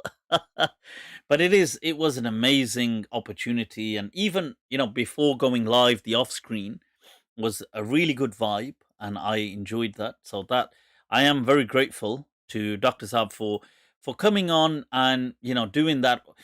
My actual thoughts on the discussion that happened is, let me just see here. Right, my actual thoughts on the discussion are that I think I don't feel that it in any way Bukhari Gate is has been kind of put to bed at all. If anything, it further kind of establishes the arguments that have been raised by this. If you want to call Bukhari Gate a challenge or an idea or whatever it is, but it's a challenge, I guess. It definitely, to me, it just concretized and further cemented the queries and the challenges raised by Bukhari Gate. Because to me, Bukhari Gate, and I mentioned this at the beginning of the dialogue, you see, there's 3 aspects that I'm looking at it from, and I've put them in Poe, Edgar Allan Poe, the poet, that the phenomenology, the ontology, and the epistemology. Peoples! You think just I sit here. I think these are fake books behind me. So the phenomenology being what the phenomenon of Bukhari is today, as in it's deemed this impeccable transmission, this huge, this super quasi divine authority that we have. Then the ontology, what the book contains, the essence of it, as in the topics within it, and obviously it doesn't contain everything. But in fact, most of what is in Bukhari is just regular hadith. The Prophet prayed this day, or the Prophet did this. Should give charity. This happened. It's just, and many things very nice. Great teachings. You should tell the truth. You should be honest. You should smile. You should do this. You should treat parents well. All these amazing teachings are in Bukhari. There's nothing wrong with them. But there are some that are problematic massively on a huge scale, that are cancerous. And those things need to be recognized and rejected. So that's the ontology. And then there's the epistemology, that how does this book reach us? Because if we can't establish with utter certainty, which we can't, that this book reaches us exactly from, let's say, source A, which is allegedly Imam Bukhari himself. So then if you've got doubt in that, even if it's 5% doubt, but if it's doubtful in it reaching back to the Imam, then, or some doubt in it, then you need to be especially careful about those teachings that you find in it that contradict reason or the Quran or the principles of Islam. Then, because this has got some doubt in it anyway, you need to walk away. And that's what Imam Malik taught about the one-on-one narrations, the isolated narrations. They snatch the deen from you. So that's that's what Bukhari Gate is. Now, our discussion with Dr. Saab, I went through a brief overview. We initially kind of discussed how do you treat Bukhari? How do you consider it? Is it something which is conclusive, qat'i, or dhanni? And then from there, the discussion followed into the epistemology. I did think that before going live that Dr. Saab was going to offer more resistance on the epistemology, which I was prepared for, of course. But there wasn't really any resistance, which was quite surprising to me. Not that it's a problem. It's absolutely fine. But I'm just saying, I thought that there may be, a bit more of a bit more of a pushback, I guess, against some things. And I was intrigued how he would, or anybody would, give that kind of a pushback, because this thing on manuscripts and the transmissions, you see, it's very hard for people to learn it as well. And even these people who go on, like Farid Ganguteli and these people, they don't know this stuff. They don't know it. And because it's very complicated, and it's like you have to learn so much. And you see, and the more you learn, I don't think they want to learn it as well. But one, it's hard anyway, but the more you learn, it kind of creates doubt in the thing. So, but in this discussion, Dr. Saab didn't really resist that. He just kind of went, just kind of engaged it, seemed to acknowledge it, which is fine. I was trying to prove that, look, first of all, hadith comes to us through isolated sources. Through these sources, there is a what we can call a punctuated equilibrium, that there's certain places where there's a burst, okay? And this burst happens with these kind of nexus points, or these powerhouses. They are these people that from them, so it's coming along, and then there's this burst. This person is like this huge powerhouse that boosts out loads of people take it from him. that person is called a musnid, okay? Somebody who, like a major, he's this major person giving these chains. And these major musnids for Bukhari who have, it's their manuscripts that get relied on. There ain't that many. There's probably over all this time, I don't know, like a dozen. That's not that many considering, it's been so long. We're talking almost 1,000 years. Now, my point was demonstrating how there's been so much ijtihad along the way. Scholars have, like, they've taken a look at variants and then they've chosen. Now, if I'm looking at, let's say I look at 3 variants and one of them disagrees and the other 2 say something well. Now it's my call. I have to make a call. And then I say, okay, I'm going to choose this one over that one. You see, all 3 can't be right. And that goes to show that one person is already transmitting something erroneous. And it could be that sometimes it could be that maybe that person actually got it right. I'm just saying, you don't know. I mean, there's an interesting, I digress, but I'll mention it because it's beneficial. There's a story mentioned by a Salafi sheikh, actually, contemporary. I think he's quite young as well, actually. What's his name? He is something Bahjat, Doctor. I think is it Ismat or Asim or Isam Bahjat or something. I don't know, something Bahjat. But he's in Saudi. That's what I understood. I've seen 1-2 of his things on YouTube. It's interesting. He gives a story, and the story is definitely interesting. Hi, Wabio.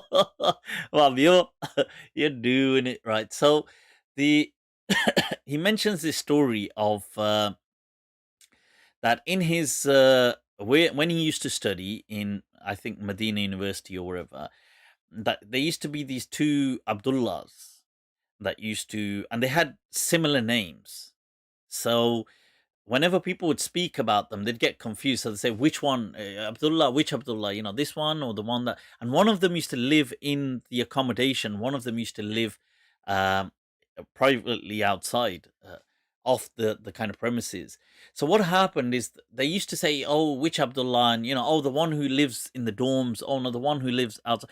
So they just shortened it eventually to, because they say, Abdullah Ladhi wa fi sakan, the one who's in the second in the dorms, or the one who's outside.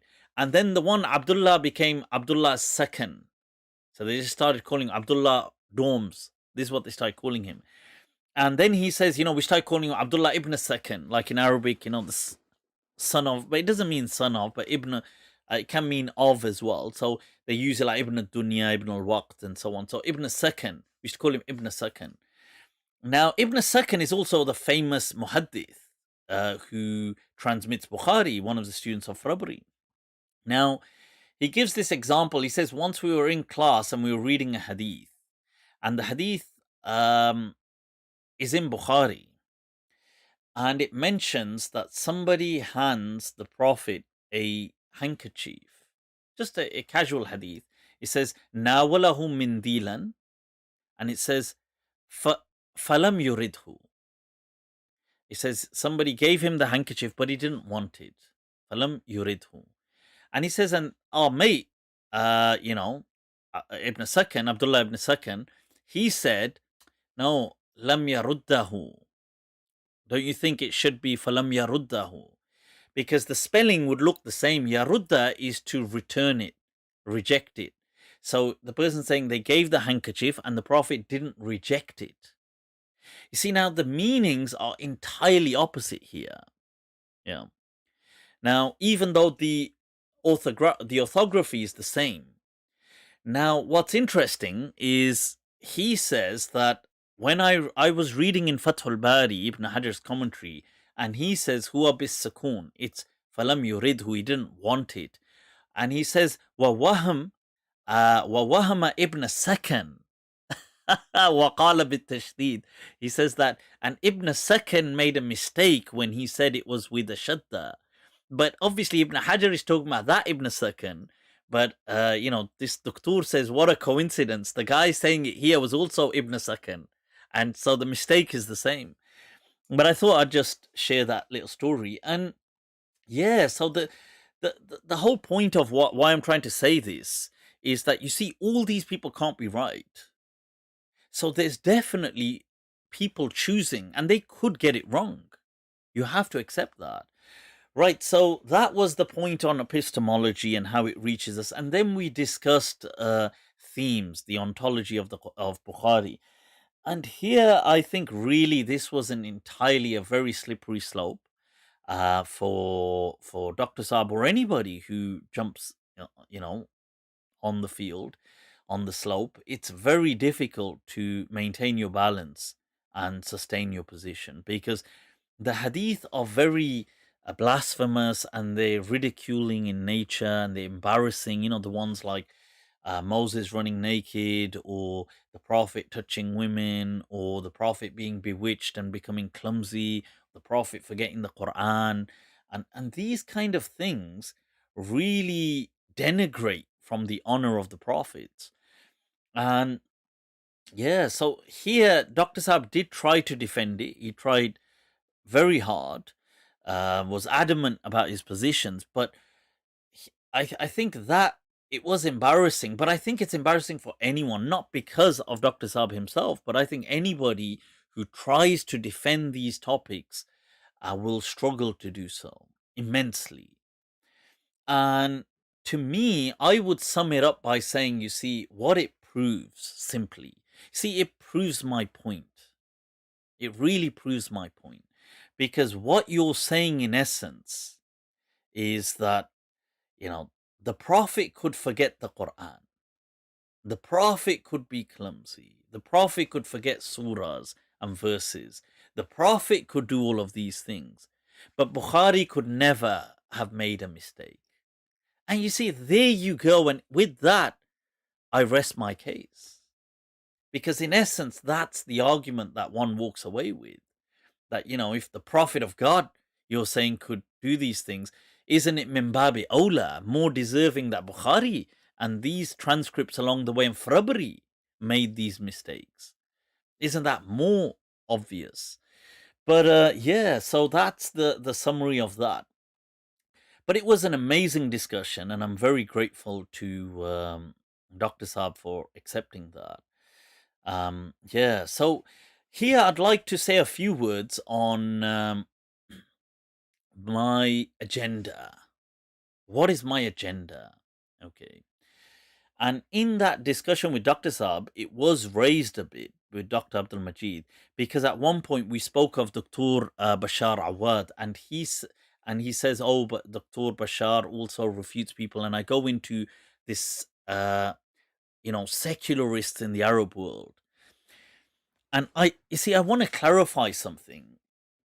I am not, and have never been, and none of my videos have I been anti Imam Bukhari. To me, Imam Bukhari, right, was somebody who, he spent his life studying hadith, and he was a great scholar of hadith. And I've never denied that. I've never said he was a great scholar of hadith. I did say in the debate that, look, his book was just mediocre.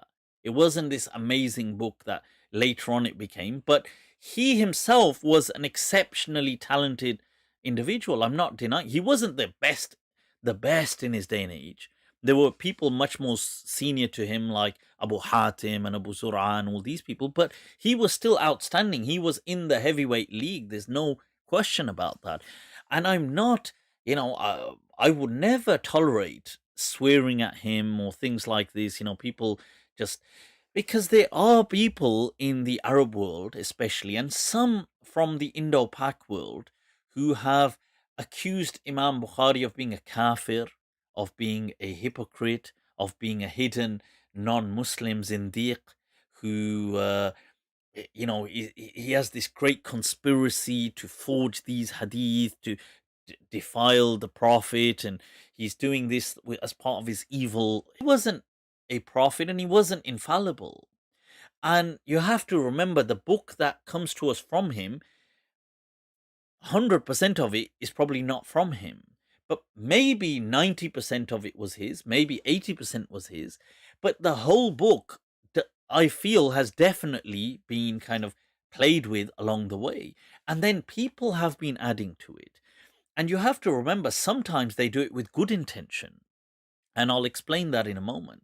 That not all interference is evil. People say, so was it a evil is it an evil plan then? No, it's not. It's not an evil plot, but people sometimes with good intentions, they kind of they miss the boat. And yeah, so and let me and I speak about in there that, so there's people like, you've got, let's say, Frabri, and these people may have been making mistakes, and then after him his students moving around may have been making mistakes. So, and then after them, people that came may have been making mistakes. And so you have to remember there's so much before it gets to us. So I'll give you an example. The commentary, the main Sahih al-Bukhari used in Morocco and these places today in the Western Muslim world is based on a manuscript called of Bin Sa'ada. And this Bin Sa'ada manuscript that they rely on is called the Sheikha as well. They call it the Sheikha. This was actually, it had actually disappeared and resurfaced something like 400 years later, and they don't know who wrote. I mean, there's some ideas that some person wrote, obviously not the author himself, but what's happened in those 400 years with this manuscript? I mean, did somebody make some mistake somewhere? Like, this is my point. You don't really, you can't say with certainty. So when an issue comes, which is to do with kill someone, or an issue comes with saying something about disrespecting the Prophet, you need to back off and recognize that this has come to us with many faults anyway. Right, so okay, I hope that explains and gives a summary, but overall I definitely thoroughly enjoyed the discussion. If you haven't seen it, I do advise that you do watch it. It was amazing. So yeah, definitely. That said, now I would also like to right, I'd like to extend a challenge. People, challenge. This is a challenge. I'd like to extend it to brother Abdullah Mu'taz. I believe that's the name. Abdullah Mu'taz, those of you that don't know, is part of the Sunni defense,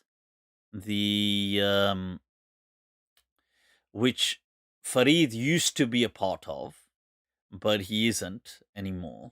Now, right, so what's happened is, right,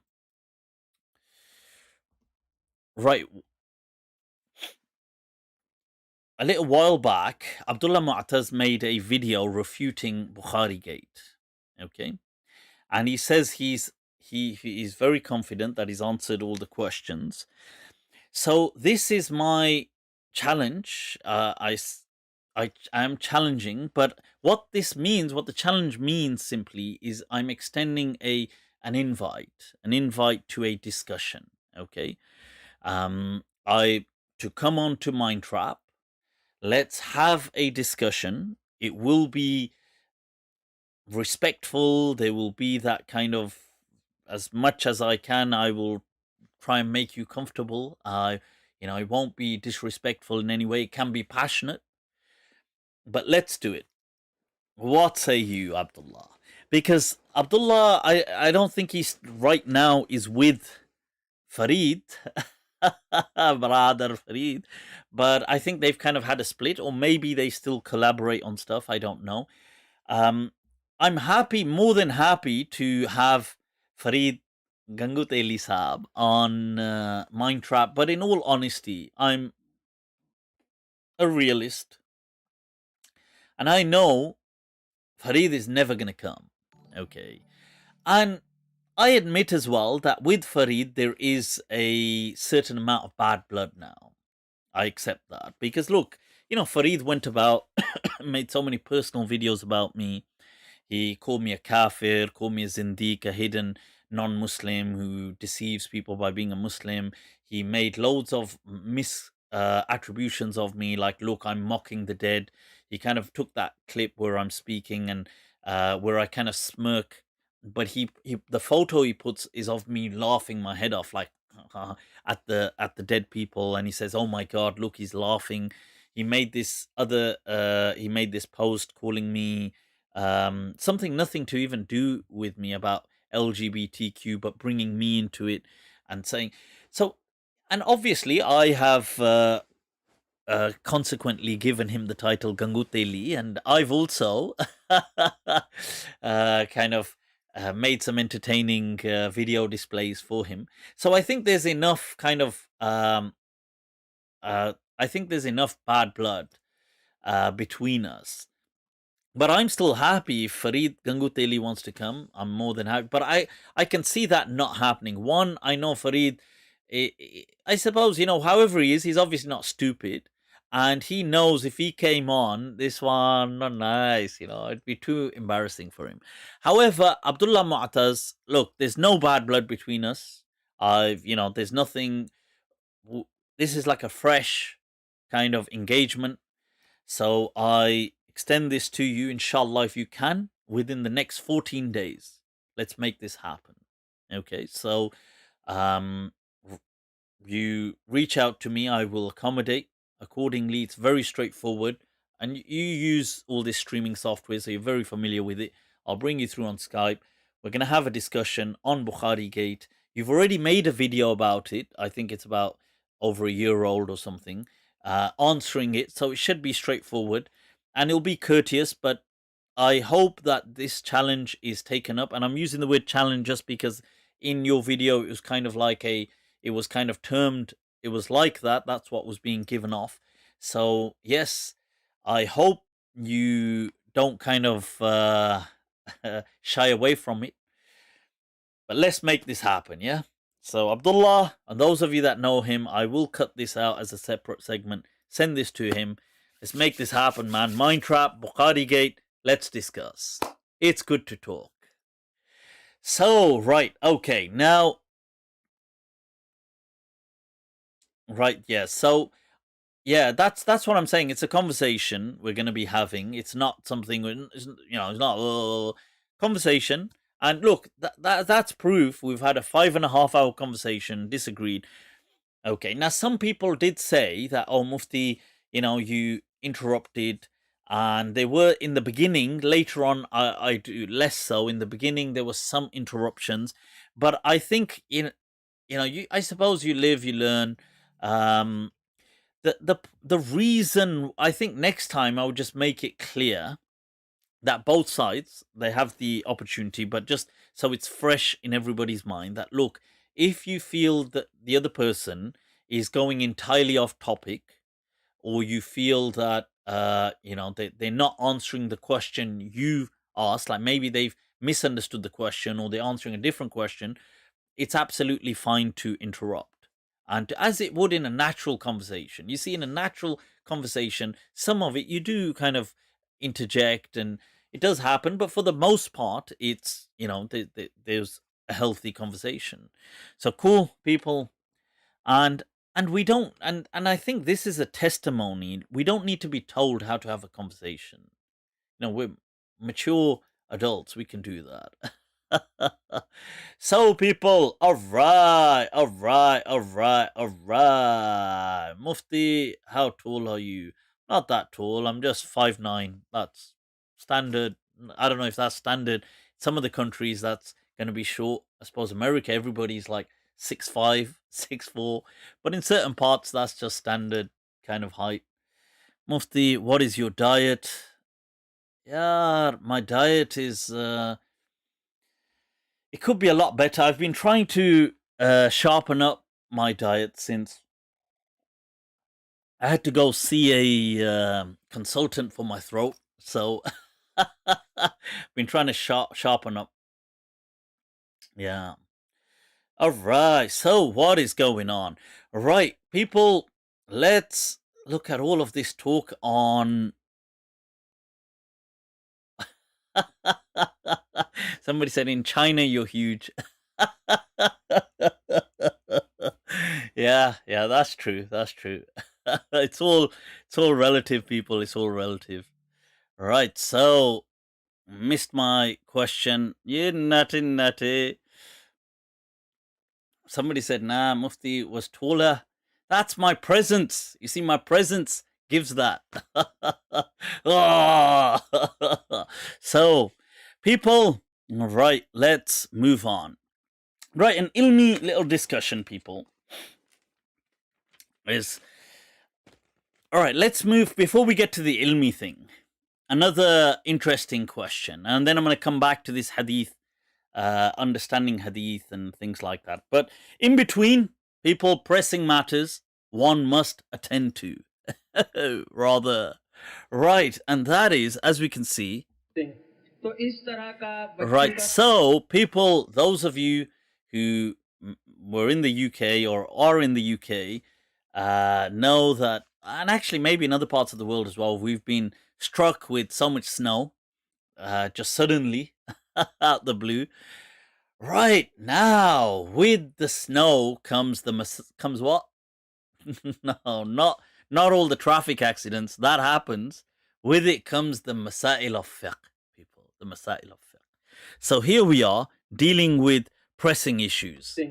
तो इस तरह का बच्चों का snowman बनाना शरई एतबार से कैसा है? तो इस तरह का बच्चों का स्नोमैन बनाना शरई एतबार Making a snowman like that, what does Islam say about it? ये लिए दुआ फरमा दीजिए. स्नोमैन कुदरती बर्फ का आदमी बुत Making a बुत बनाना ये तो गुनाह का काम admi, है. a person, is a but, is a statue, idol. इस पर हुक्म तो क्या लगेगा, लेकिन माँ बाप के लिए जरूरी है कि इनको रोके. माँ बाप अगर खुश होंगे इसके बनाने से, if you make it, you're making an idol, गुनाह पर and the children won't, but the children not so much, but the parents will be sinful. Let me just play that again. तो इस तरह का बच्चों का See, he's just pointing at the snowman right there. You can see next to the kid. ईमान की हिफाजत. Kid's clearly going to hell for that.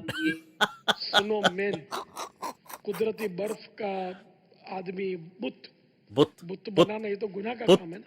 माँ बाप को चाहिए कि इनको रोके. नाबालिग है, इस पर हुक्म तो क्या लगेगा, लेकिन माँ बाप के लिए जरूरी है कि इनको रोके. माँ बाप अगर खुश होंगे इसके बनाने से तो गुनाहगार होंगे.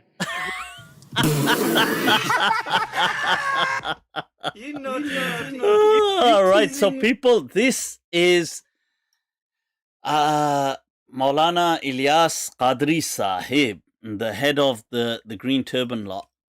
Now, he's giving the ruling on the kids making a snowman, as you can see. And he says, well, this is making an idol. And because the child is still a child, it's his parents that will be thrown into hell.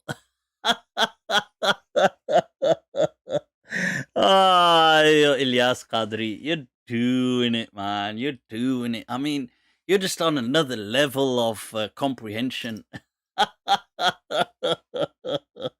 And then there was this fatwa of if I show you this where some people, Hanafis, were saying it's permissible, and if you see the writing, they're saying, look, according to Hanafi scholars, making a snowman is permitted because there's a hadith in Bukhari that the women had dolls, and because they could make dolls the girls, little girls had dolls. Now,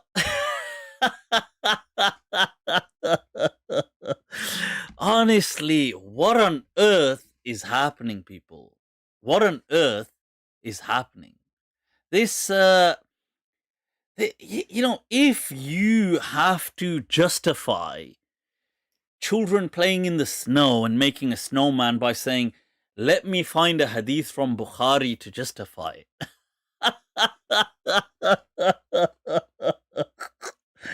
Oh my God. Seriously, I just don't... What is actually happening here, people? What is happening? I mean, this is basically what you're doing, going for a Honestly, I what is happening? If you have to justify, hey, Dad, can we go make a snowman? Wait. यार ये बुखारी कहाँ गई है? Yeah, let me quickly go through 7,000 hadith.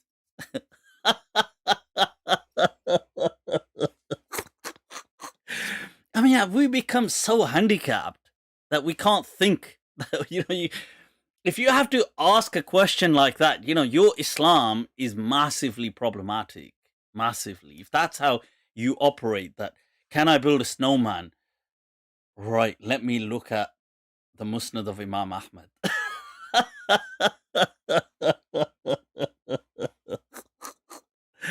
Honestly, we have become a laughing stock. I mean, I don't know. Is it just me, people, or I don't? It's ridiculous. Right, yeah. So, people, what is going on? Yeah, that's the green turban lot. This is the problem in it. In the religious circles, this is all we get. We get that. We get Danny Boy. Danny Boy! Those of you remember Danny Boy? The great, the genius, Danny Boy. Danny Boy! Boy, people, boy. Mentally challenged, my boy. My boy. Mental boy. So you get Danny Boy. You get, you're going to get Dawa Man. You're going to get Shadi. You're going to get... this is the kind of unfortunate kind of what you see for Islamic teachings. It's just disappointing, man.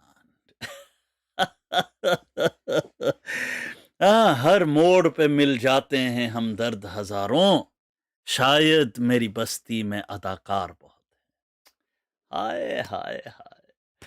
See, everywhere you turn, you find somebody with sympathy, huh? He says, maybe there's a lot of actors who live around here. But yeah, so Salam Mufti, would you start peace talks with Farid? Yeah, I mean, I'm going to be honest. There's very few people who I've had a kind of, like a hatred for them in my heart. Very few. All these people that even people like Gangut Eli now, I call him Gangut because he calls me Kafir Zindiq.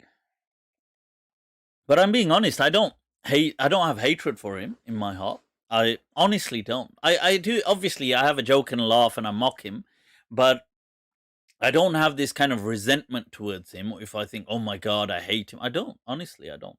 Sheikh Asrar, I don't resent him. I don't hate him. I don't.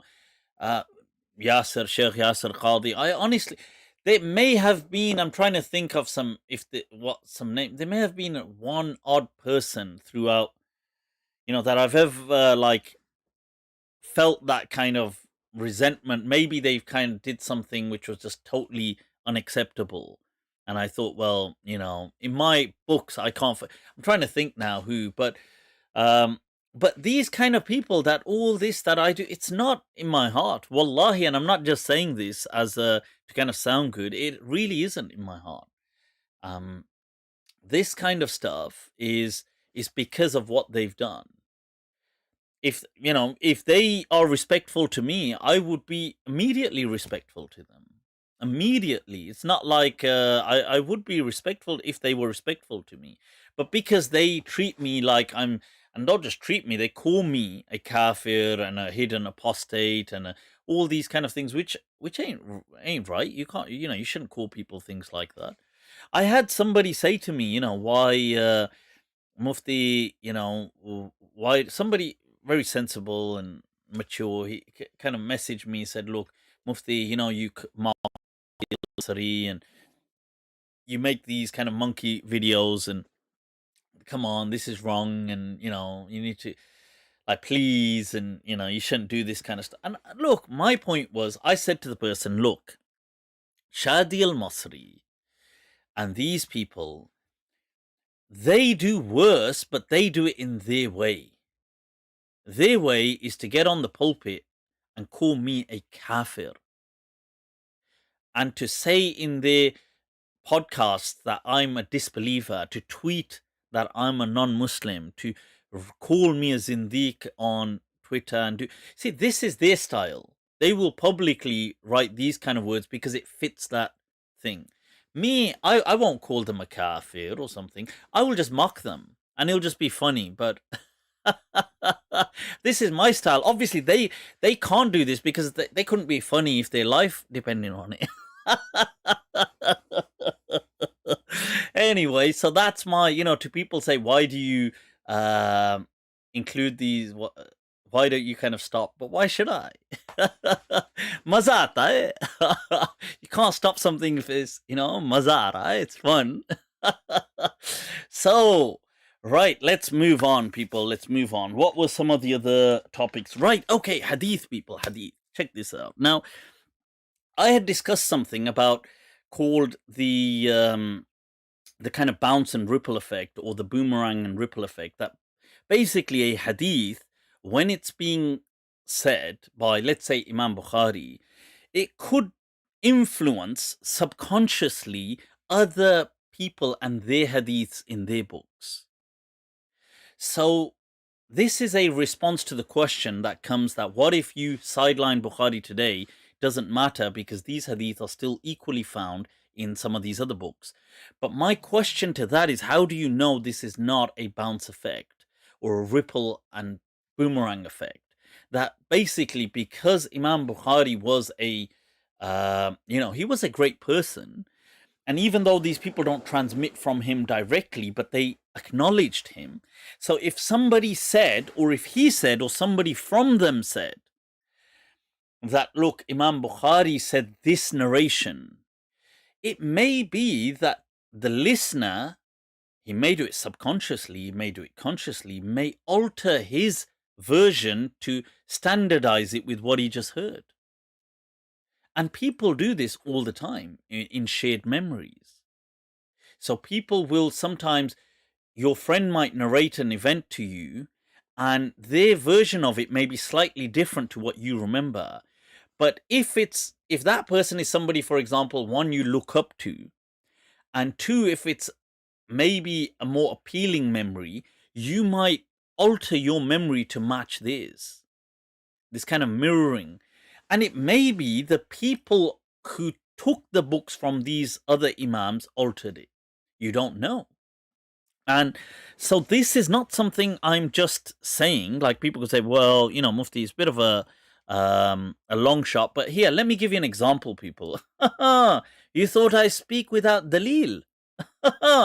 Did you not know? Did you think I was an, what's the word? What's the word? Epicurean. What was the... I've forgotten the word. I'm going to have to... Biggie D. I'm going to have to go back to Biggie D. Right, so people, take a look at this. Now, this is an example. This is a great scholar, Sheikh Ahmad Shakir, who's working on the Muhalla of Ibn Hazm, that you can see there. I mean, that's just the reference to the page. Now, this is in the Muhalla. This is an example, yeah. Ahmad Shakir, and you have to understand, Ahmad Shakir is a huge, he's a huge figure of the, he lives into the early 1900s. Now, sorry, let me just see what's going on here. Right, excellent. So now Ahmad Shakir, as you can see there, this is a text where he's quoting from the Muhalla of Ibn Hazm, a statement of Imam Malik. And he says, look, ruya an Malik, that this has been transmitted from Malik, and he says, Sahnun says from Ibn al-Qasim, that he asked Malik about this water that animals come to, and they, basically they drink it, but they also kind of relieve themselves in it, and it's like a little, it's like a pond, not a little, but it's like some kind of, or maybe a pool, a drinking pool where animals come to. So he's asking, could somebody do wudu from there? And Imam Malik basically says, if the water appears fine, then fine, you can do it. But the interesting thing, as I've underlined there, he quotes Ahmad Shakir, who's a great scholar, a Don scholar. He quotes Ibn al-Qasim. Now, so what's the problem? Well, you see, the problem is that Ibn al-Qasim isn't the person who transmits this. Now, let's go to Ahmad Shakir's footnotes. He quotes this, and this is him working on the Muhalla and a classical text of Ibn Hazm, and he is editing. And he's editing this book, and he brings it into print. It's with his editing. I mean, in fact, that's the one I have as well. Right, so you can see here, he mentions in the footnotes, he says that, he says, look, was-sawa. He says it mentions in such and such manuscript, the Misriya and the Yamaniya, in both of those it mentions an Ibn Ghanim. See, the name is Ibn Ghanim. And he says, look, he says, وَكِلَاهُمَا فِيهِمَا, he says, نَرَى خَطَعَ وَالصَّوَابِ عَنْ Ibn al-Qasim.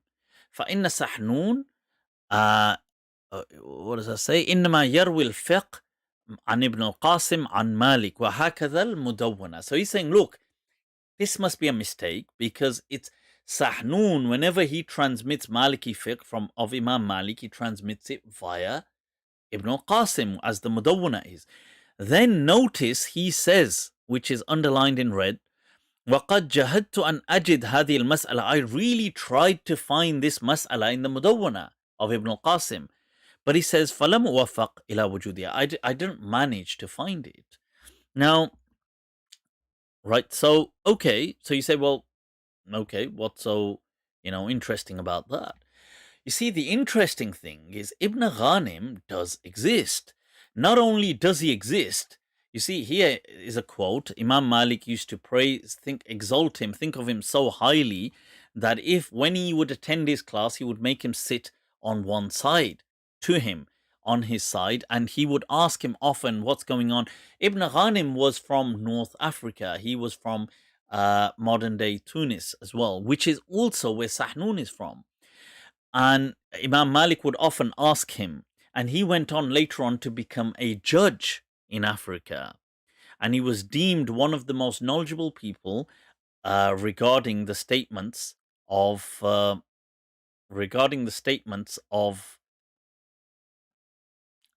Imam Malik. Now, right, okay, I'm just trying to, okay, that's good. So what's happened here? This is one example. What's happened is Ahmad Shakir is editing. He comes across a name that looks similar in its spelling to Ibn al-Qasim. It says Ibn Ghanim. Now, he thinks Ibn Ghanim from Sahnun. Sahnun is saying from Ibn Ghanim. That doesn't sound right, because Sahnun, and he's not a Maliki, but he's heard of these scholars. He says Sahnun usually transmits from Ibn al-Qasim. So he changes it to Ibn al-Qasim.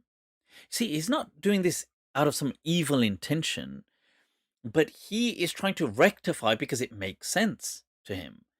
Yet Ibn al-Qasim does not transmit this. It is actually Ibn Ghanim.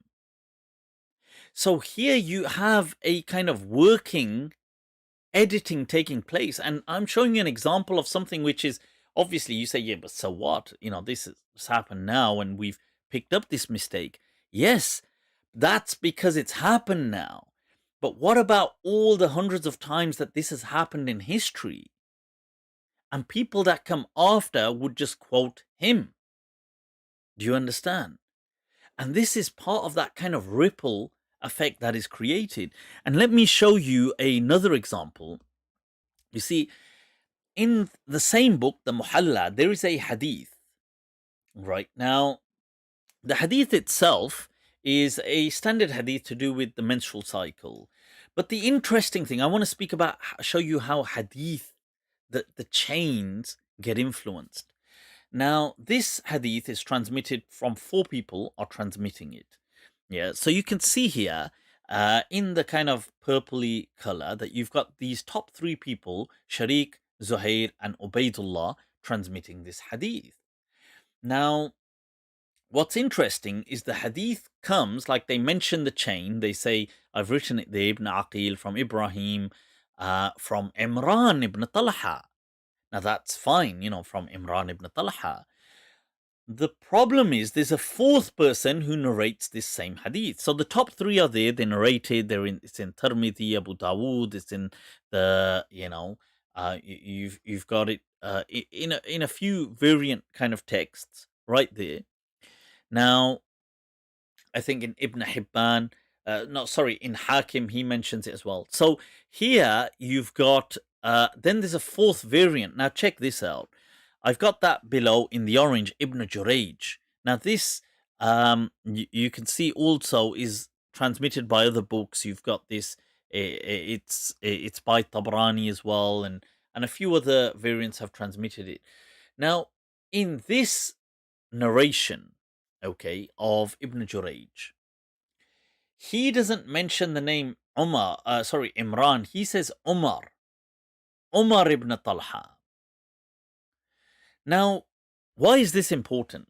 Now, check this out. So you've got four people transmitting, and you've got different books transmitting it from them.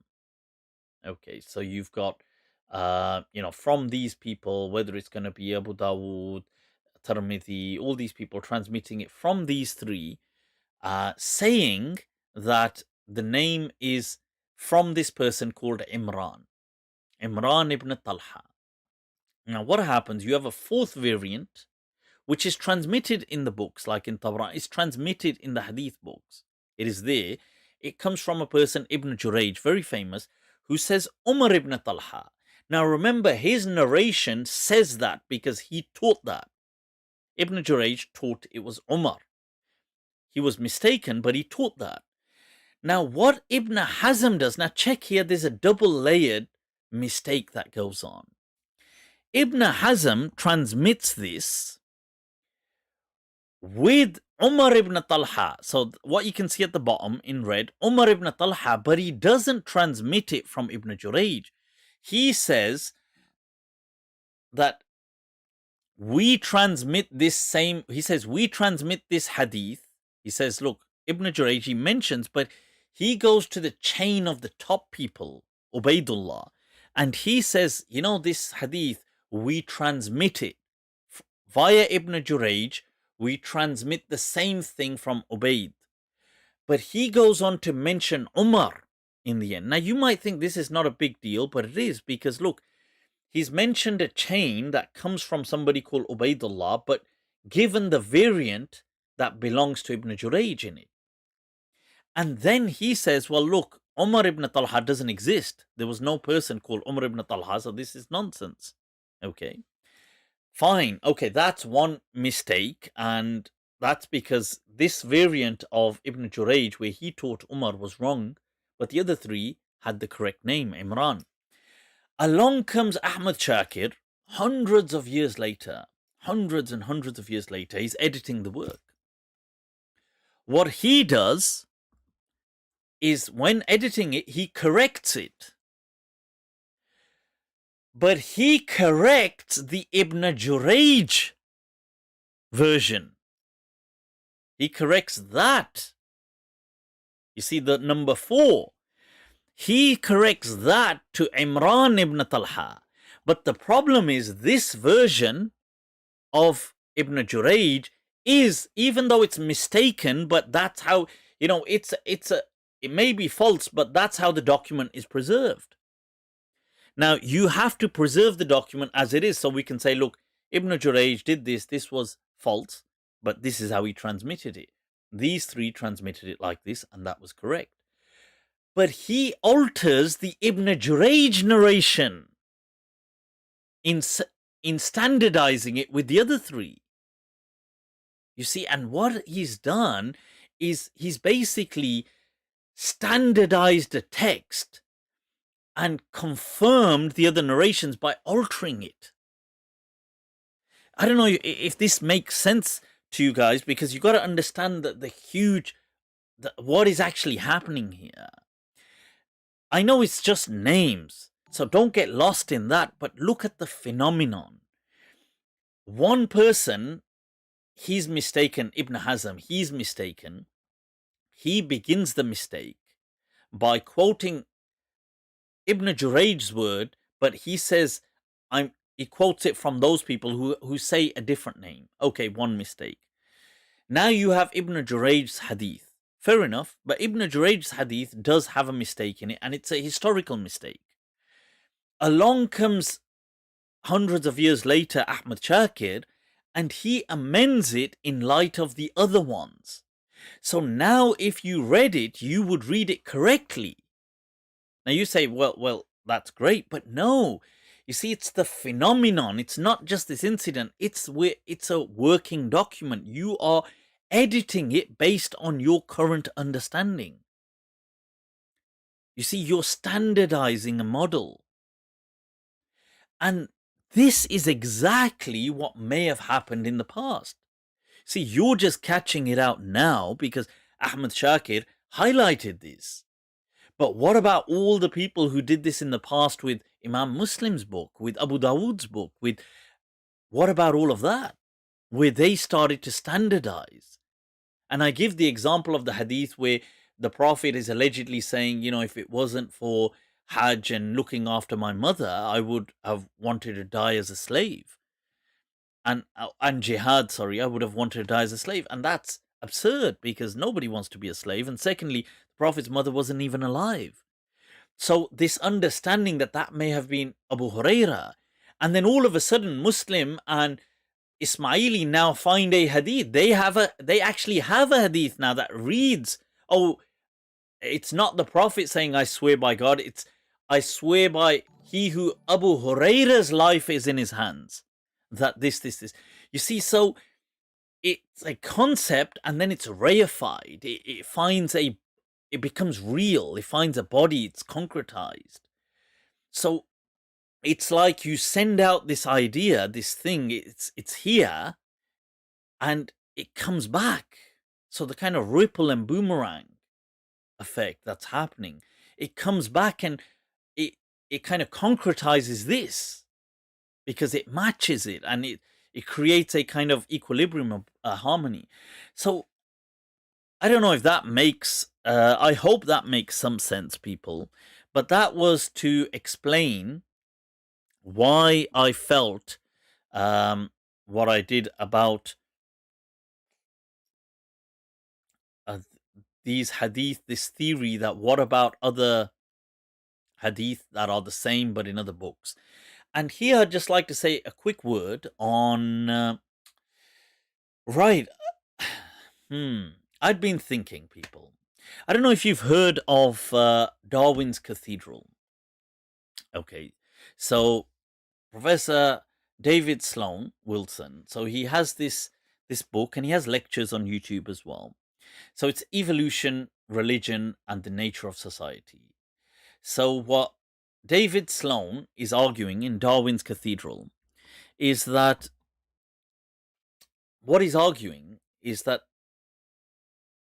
not just biology, as Darwin had argued, evolves and kind of takes on a life in accordance with survival of the fittest.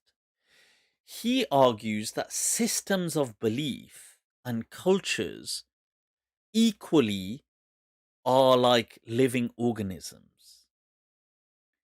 They take on a life of their own. And they too evolve, but they're not just to be treated like, very superficially as in, this is just what people do, but that these are, memes. I know Richard Dawkins, nowadays memes are just funny things, but memes, Richard Dawkins, what he was speaking about is memetics, that behavior or information is mirrored and it kind of takes a life like a parasite in society, and it has almost like a mind of its own. Except we're not saying it's conscious. Now, I was thinking about all of that in light of hadith. Now, I feel that this applies to hadith, that it may well apply to hadith, because hadith is it's a hadith system. It's not an individual hadith we're just talking about a system that involves a lot of human agency, memorizing, relaying, interpreting, giving you, paraphrasing, authority, power, orthodoxy is created on the back of hadith. It's a system. Okay. Now, systems, what if they equally attract us to them? What if, because what if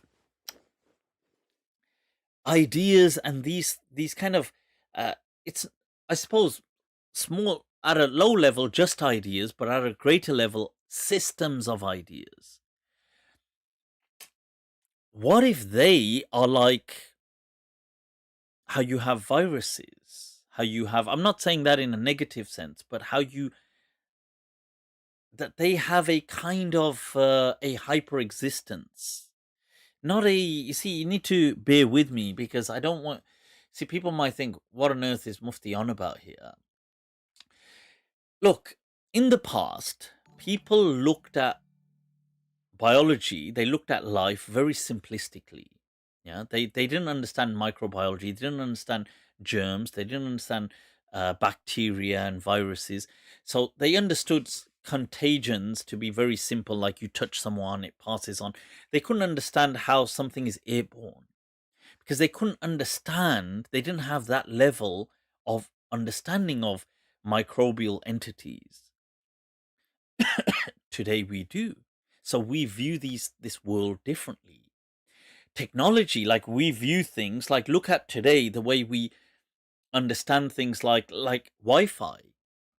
Like, let's say I'm downloading a song or a movie.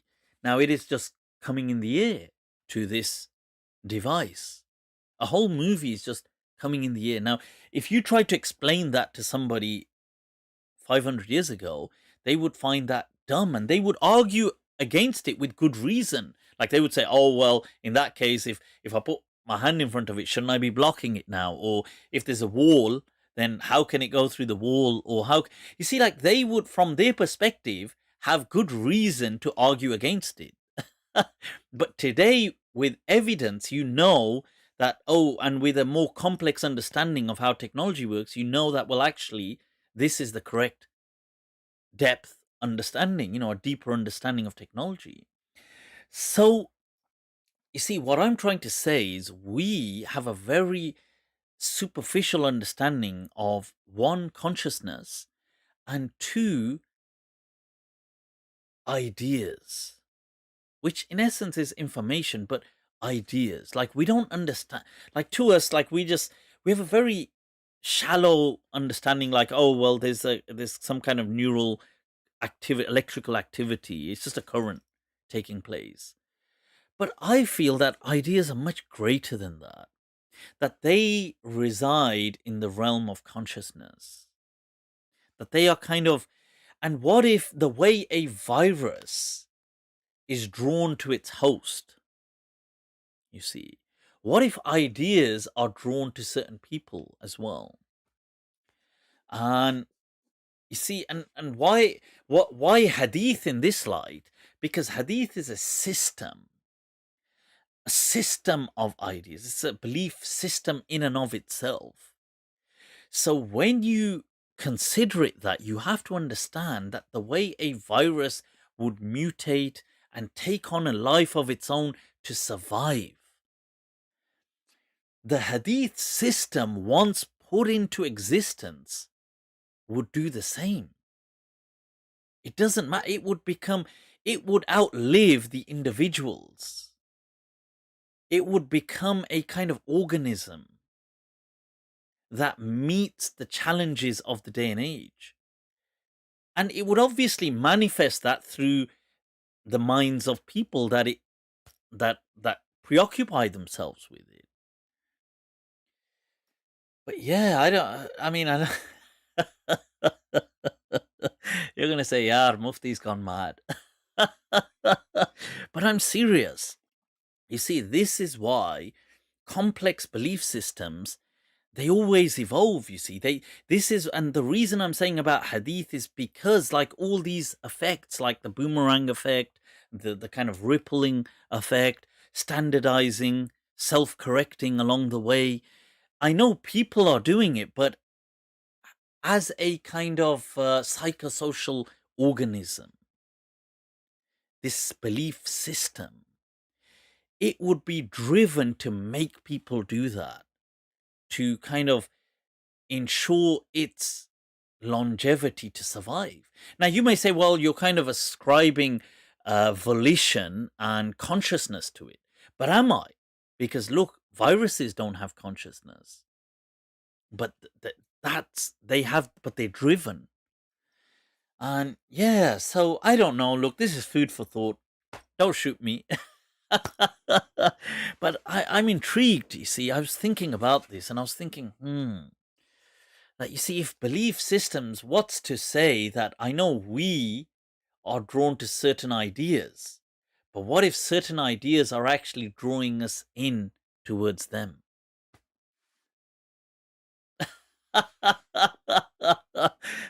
Forget about it, people. I know you're thinking Mufti's lost the plot. Yeah, I've lost it. I know. So, but yeah, so that's, I don't know, food for thought, people. Or do I need to do I need to go easy on the psychedelics? Is that what it is?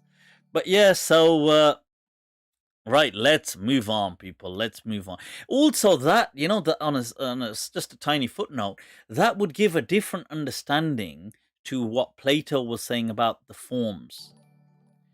Because people obviously ask, where do these forms exist and what is it? But what if they existed as concepts in the realm of consciousness? Food for thought, people. Food for thought. Right, so anyway, Mufti's lost the plot ages ago. That I did, people. Let's take a few quick questions. Right, you need to take, yep. Tawsif Akbar, who do you recommend to listen to? Acha. You're coming on my show and asking people, who do you recommend I should listen to? Abe haramio. Listen to me. So, what is going on? Somebody said Mufti hadith is cancer. No, look, I want to correct. I know I began earlier on saying, look, my agenda. I don't know if I finished that. My agenda is simply to filter through. I am against people and against this idea of binning an entire heritage, or to speak rudely about it, as in generally. It is not, the heritage isn't like that, but yes, some elements in there may be infected. But you don't need to chuck the whole thing away. And you don't need to. I know you get these people that come on some of these Arab secular, these kind of channels, and they just insult, just swear at Bukhari, and they just swear at this, and they just swear. This is never, I condemn that. And I've always made it clear that's not been my purpose. And I don't believe there was some conspiracy by people like Bukhari as some double agent and things like this. It's just that, look, some infection crept in, and it's our job to clean it. But that's it. I don't say that you need to throw hadith away. In fact, it's wonderful. When you think about it, it is amazing that, seriously, that we have so many different descriptions and little details about the Prophet, because if they hadn't reached us, we would have wondered today. Oh, I wonder what the Prophet would have been like. I wonder what he would have said. I wonder if there were some stories. I wonder what. And they've come to us. But yes, with it, some have got corrupted along the way. But it's still a beautiful kind of tradition. And I tell you, it's a tradition that, wallahi, it doesn't matter what people say. If other religions had even an ounce comparable to what we have in, as as the legacy describing the Prophet. If they even had an ounce of it, they would be over the moon.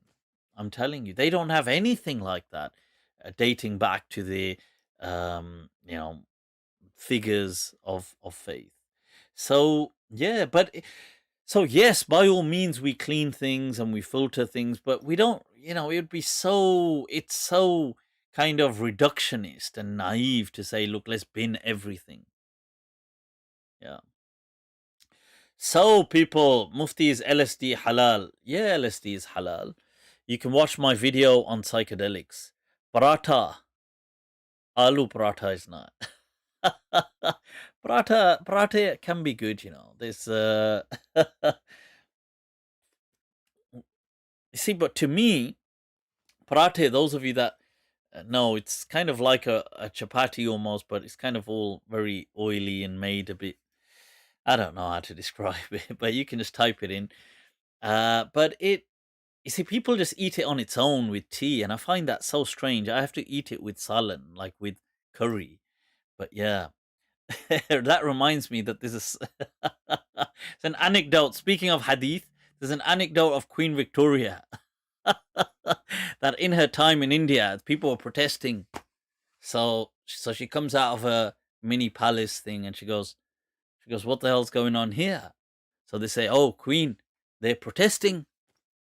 Says, "Why are they protesting?" So obviously poverty. All this. She goes, so the person says, they're protesting that they haven't got chapatis to eat, rotiyan nahi hai. They haven't got roti to eat.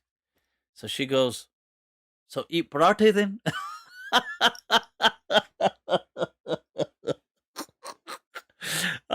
You're Queen Victoria. You're doing it. You're doing it. Right. So, right now, let's move on. Right. So, just ordered Mufti, Paya, or Nihari. I think I prefer Paya over Nihari. Nihari was something that was common in Karachi. I was like, to me, it was just okay. I don't know what the hype was about, but Mufti, do you think jinns are viruses, microbes? According to some people, yeah, that's one interpretation. It could be. It could be that, I know Rashid Rida, Sheikh Rashid Rida, he kind of in his tafsir takes that, Tafsir al-Manar describes them as that they are these viruses and jarathim and these kind of not germs, but kind of bacterial, microbial entities. Mufti, what music you into? My music is like a mishmash of God knows, like I'll have some classic Bollywood. A classic, I'll tell you a classic Bollywood song that is always, that's like, oof. Mere dil mein aaj kya hai? Hi, hi, hi. That is a classic. It has to be, one of my that I have to absolutely rate. It's very old. Mere dil mein aaj kya hai? Tu kahe to main bata दूं. It's but so sometimes that, sometimes maybe Qawwali, Nusrat Fateh Ali Khan, sometimes maybe Takashi. Mind you, I haven't seen much of Takashi recently on right, so I don't yeah, but I'm sometimes just instrumental, these instrumental kind of things. When I work out, obviously, lockdown days, I just listen to these instrumental kind of, these proper, they take me to a zone. But yeah, right, so what? Celine Dion. No, I don't really listen to that. Listen to Qawwali. Yeah, I listen to Nusrat Fateh Ali Khan. I listened to Aziz Mia before, I would a lot. Not really now, but I mean, sometimes maybe as a one-off. Right, so let's move on, people. Let's move on. We've got to wrap this up as well. Right, I was sent a clip by someone of Sheikh Dr. Umar Farooq Abdullah. Now, but what about positions that might be... Yeah, see, this is what happens, huh? Then people say, Mufti, why is your thing always messing up? You see, like, ये होका रहा है यार, ये होका रहा है. No, yaar. Are you telling me I didn't even upload the clip? But what about positions that might be more... I didn't upload it. Right, so... that's a shame. I was almost certain I did. Let me just check these. What's this thing? Laughing and joking too much and becoming excessive in that is an indication. By the way, here you it is. said that the first thing that by Dr. Umar Farooq on Abdullah was qadar, destiny. What is the first thing Christians disagreed on? Just, this is an important, I think it's of use to you. What is the first thing that Christians disagreed on? Can you say it loudly? The Trinity. No, absolutely not. Because the Trinity never even began to appear for a long time. The Trinity took over almost 400 years to develop in Christianity. Almost 400 years. The Trinity goes through 5 historical stages. And in the beginning, they're not talking about Trinity. They're talking about the divinity of the Son. And they're talking about the Logos, the Word, whether it's divine or not, whether it's with God or not with God, what that means. So, right, now, I'll cut it short. Dr. Umar goes on to explain that the first thing they disagree about is docetism. And then he goes on to explain that. Now, although he's kind of, he says, or amongst the first things they disagreed on was docetism. And although in that statement he's kind of right, but his explanation of it, I feel, is either, it's definitely inaccurate to what he's portraying. So somebody had sent me this, said, what do you think about it? So I thought, okay, I'll share my thoughts. Now, you see, docetism, this within Christianity, right, it was kind of like an umbrella or a banner under which there were several kind of varying people, groups. It wasn't a belief that originated with a school like a church per se. Sorry, we have like in Islam like schools of law. They have like churches or the official church. It didn't come from the church, and it's to do with Jesus. What Dr. Umar goes on to say is that this belief was, he quotes a passage from the Bible that Jesus, them saying that no sooner had the Son of God been crucified, that some amongst us started to say that he wasn't even, that it wasn't even him, that, or he wasn't even the man, or something like this. He quotes. And you see, so he says, well, you see, docetism, this whole thing, it comes from Docaine, and it's to do with the term of appearing. And he goes on to explain that this whole disagreement in Christianity was that Jesus was not the man that got crucified, but somebody was made to look like Jesus, and he got crucified, and Jesus went off. And this is what he argues the Quran is saying. And that was also the first heresy or disagreement within Christianity. Now, right, okay. First of all, from an Islamic perspective, I don't believe that's what happened at all. I don't even believe that that's what the Quran is saying. It says that, but it appeared to them, and what appeared to them, I would say the crucifixion appeared to them as though it was successful, but it wasn't. Not Jesus, although one could argue that, sure, the wording could be, it could give off this kind of a meaning if you wanted to take it that way. Now, as far as what Dr. Umar is quoting here, it is not really accurate in the sense that I suppose, unless it's a mistake, but if he's doing it on purpose, then I guess it's misleading, because Docetism, according to Christianity, was actually the debate about Jesus. Was he the man? Or was he just, was he flesh?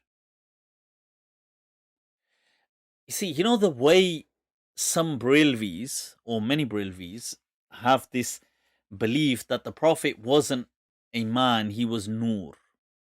He was light. So they say, look, the Prophet never used to have a shadow and stuff like this. Now, this isn't really mainstream Islam, and people generally don't believe in that. But similarly, this is the kind of debate that Docetism was about. And it was about, was Jesus human, or was he just pure divine? And some people obviously were arguing that no, he was the divine, but that he had embodied, the spirit had the word had embodied the flesh. So other people had a problem with that, because they were saying, well, if you bring him into humanity too much, then it's a problem. So they had said things, some had argued that Jesus wasn't even born through a virgin birth. He wasn't born through birth. He just came. And some people had said things like he was, even though he looked like a human, but he wasn't actually there. Like maybe he was angelic, or like a hologram, or I don't know. Like he was basically just appearing as a human, but he wasn't actually a human being. He wasn't body and flesh, according to many of them, of these people who believed in this. Now, that's what the actual debate was about. So they were saying that when he was born as a baby, he didn't cry.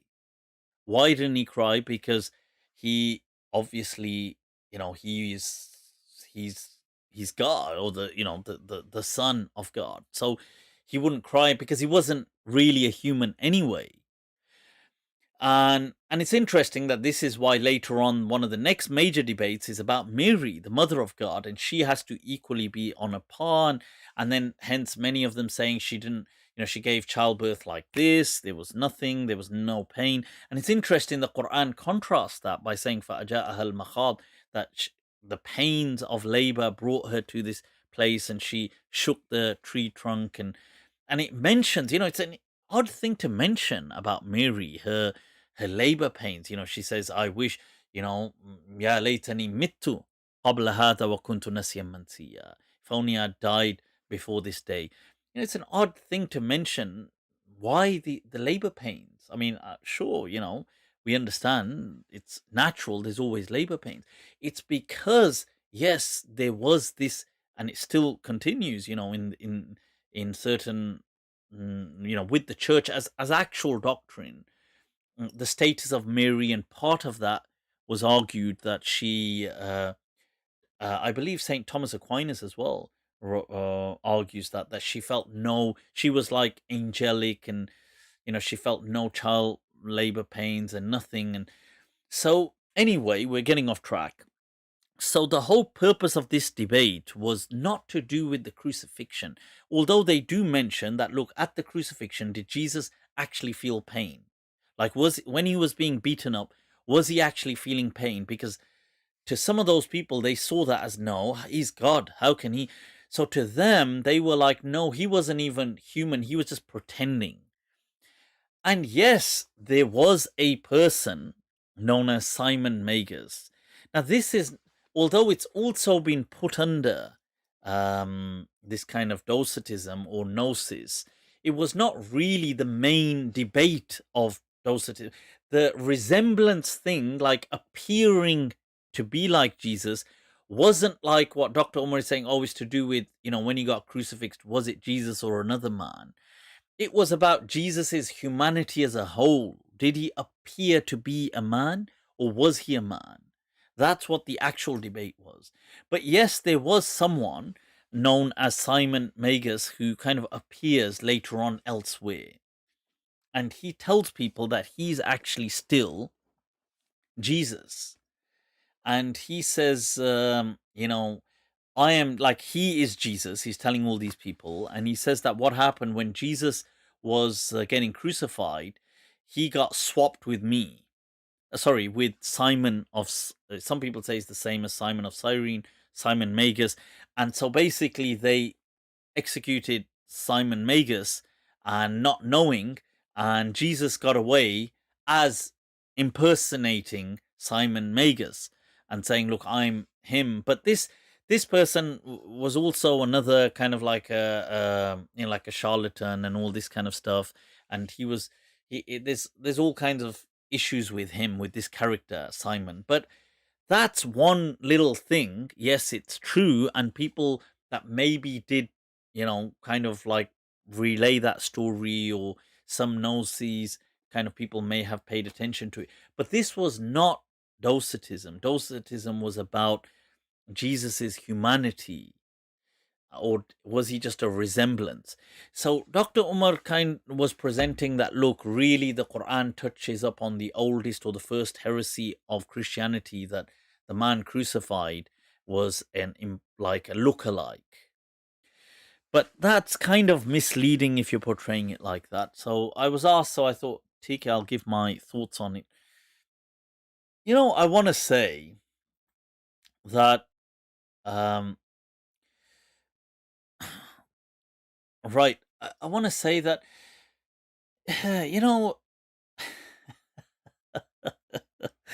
बोलूं तो कहते हैं बोलता है. This is the thing. If I speak, people say, why this one speak? Oh, it speaks.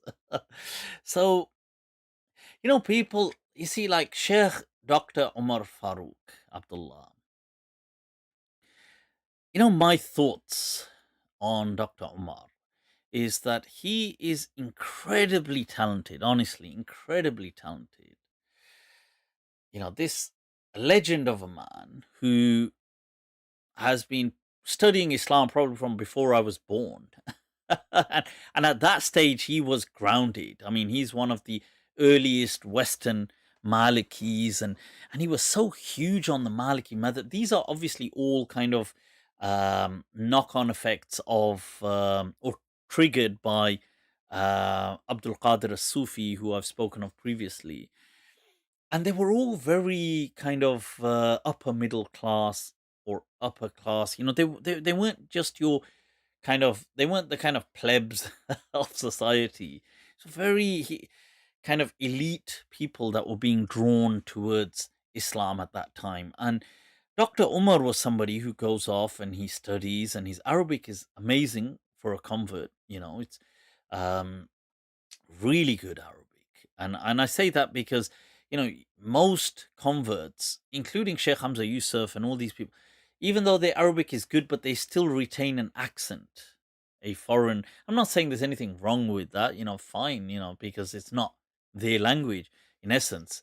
But not many people can, completely shed the accent, especially converts, because I suppose if you're coming from English, the pronunciation of Arabic and the tas and the this and that, it's slightly, it's good. Don't get me wrong, his Arabic's good, but it's still, you can tell, you can tell clearly this is a Westerner speaking. Now, Umar Farooq Abdullah, however, when I heard some of his Arabic a while back, I heard a recording of his about the Muwatta. I was wowed, like, because, you couldn't tell anything. I mean, this guy, his Arabic was, it could have been a Saudi sheikh reading. I mean, you would not be able to tell, because it was just an audio I was listening to. In fact, when I first listened, I thought, who's this? And he's speaking in Arabic, giving a dars. So he was massively talented. And the thing is, and I say this, maybe this is just my perspective, but I feel it's so much talent gone to waste. I honestly, I say that because I honestly feel that. I feel that this is a person who could be, they could be beacons of hope for Islam in the West, which in many ways they did serve for a certain period.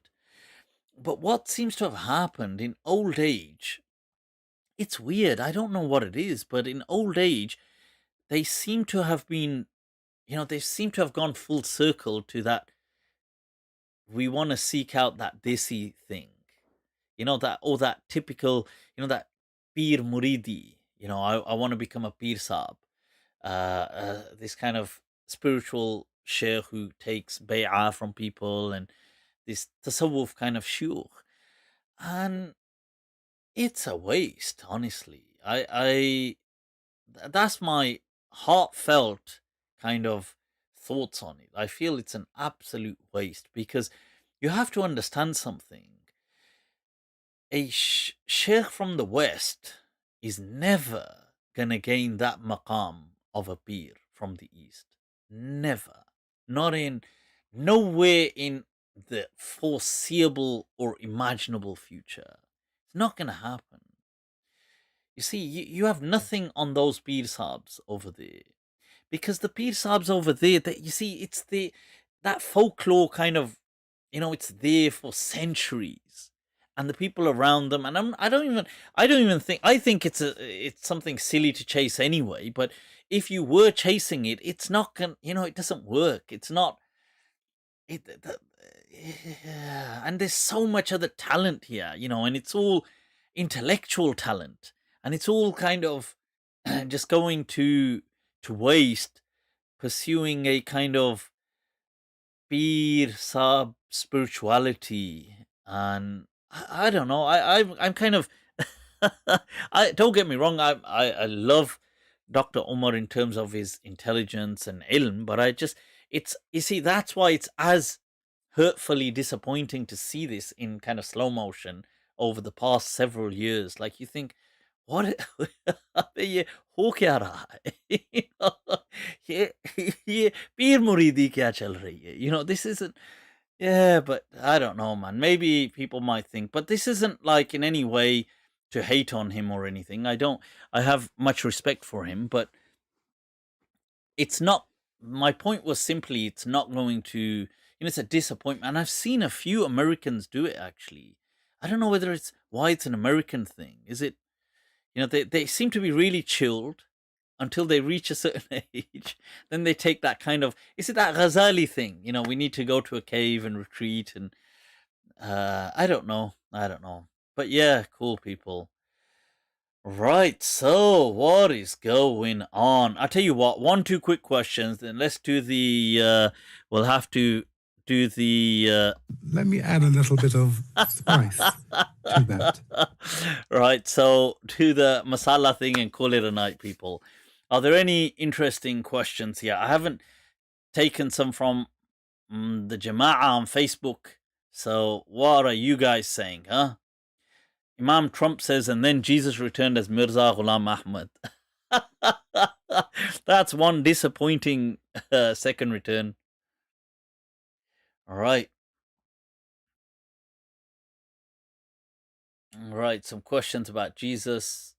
Okay. Sure.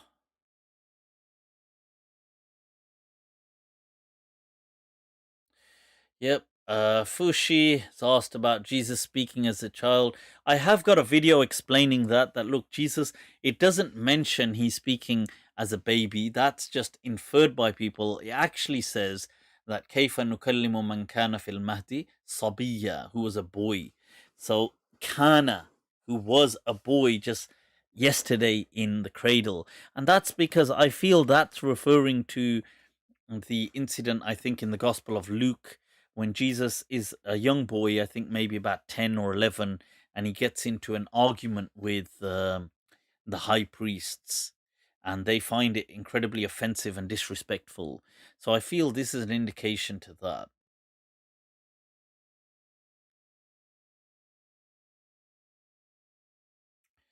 What is going on, people? He dissed Nihari. What happened to rock songs? Rock. As in rock, or nah, as in like, what kind of rock are we talking about here? You talking about like rock and roll? Elvis? To be fair, I mean, obviously those things are well before my time, but I think there's some very good music. I mean, very good. They're good tracks. Put it like that. Some of what Elvis has. Some of what's his name, Sinatra, and things like that. You can't beat it, really. I think. Mufti, please talk about Wahdatul Wujud.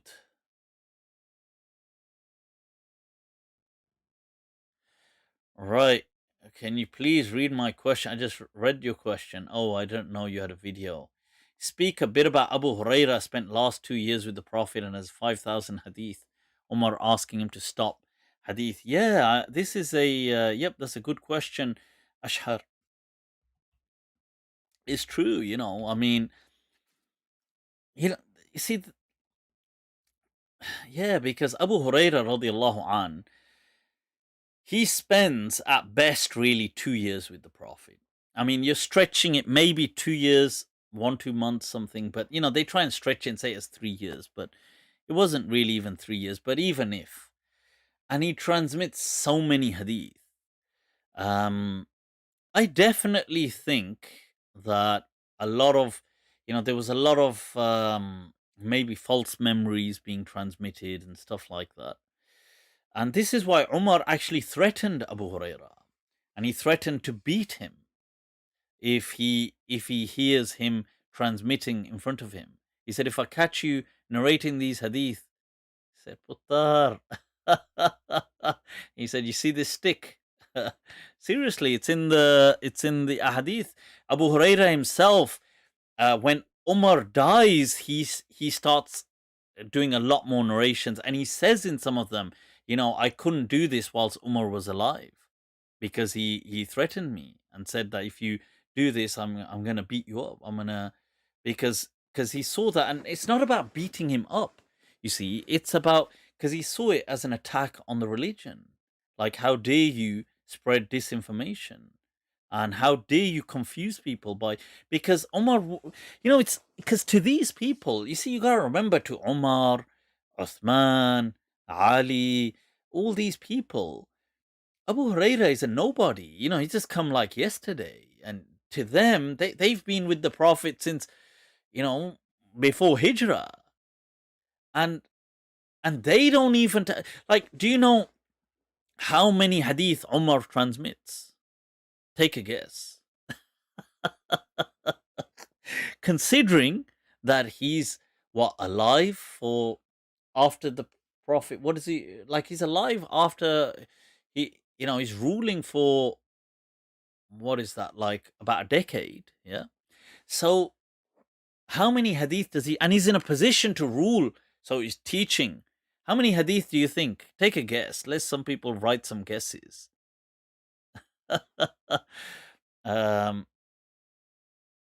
Right. Mufti should invite a, he teaches, he narrates about 80, I think, is it 87 or 86 hadith. Like, that's it. Look, if Umar had transmitted 5,000, it's believable. He witnessed a lot. If Uthman had transmitted 5,000, it's believable. If Ali had transmitted 5,000, it's believable. Because these people, they've been with the Prophet for, 1.5 to 2 decades, some of them, so it's believable. Somebody who comes in the last 2 years of Islam and transmits 5,000 hadith, it's like, what the hell is that about? And this is why Umar was offended. It wasn't about a personal thing. He found it an offense. He found it an attack on Islam, because he felt that, you see, you could be, it's very likely you're going to mislead people. So he was like, look, I don't know what you're up to, but whatever it is. No, and it's not that, you see, I'm not saying Abu Huraira is some evil person. I'm not saying that. But he definitely, this became a claim to fame. Definitely. And it may be a righteous claim to fame. Not, you see, a claim to fame doesn't have to be evil. People can like it. People can say, oh, look, Mufti, you teach online, and don't you like, being able to teach people, and people, of course, I like it. I'm sure everybody who it doesn't mean that it's something that people don't like being in positions like that. They do. So Abu Huraira is no exception, and then he would have mixed several. Know that as a fact, okay, that he did mix several. So we just have to be a bit wary. Like there's a hadith. Check this out. There's a hadith which is transmitted in the Musnad of Ahmad and is transmitted in Al-Hakim's Mustadrak. Abu Huraira says, this is Abu Huraira radiallahu anhu's hadith. I'm telling you people. He says, دخلت على رقية بنت رسول الله. He says, I went to Ruqayya at her house. I went into her house and met her, Ruqayya. وبيدها مشط, and she had a comb in her hand. So I said, oh, comb? And she said, yeah, the Prophet, خرج الآن, the Prophet of Allah just went right now. I was combing through his hair. And he said to me as he was leaving, so she's telling Abu Huraira, and he said to me, as he was leaving, how are things going with Uthman? So I said, they're going good. And the Prophet said, what do you think of him? And I said, I think he's good. He's a good person. And the Prophet said, you know what? Make sure you honor Uthman very well, because he is one of the closest people to me, or closest people in behavior, character to me, or something. Now, just take a look at this wonderful hadith that's being transmitted in Al-Hakim and Musnad of Ahmad by Abu Huraira himself saying, I went and met Ruqayya. Ruqayya radiallahu anha died at the Battle of Badr. That's like second Hijri. That's like, what at least 5 years before Abu Huraira has even become a Muslim and come to Medina. So how the hell did you go to Ruqayya's house and she had a comb and she said this to you? How the hell did this happen? So this is why, it's like, because of stuff like this, some of the Shia, when they attack, obviously Abu Huraira, and they attack because of because the Sunnis are not doing a good enough job in saying that, look, this is nonsense.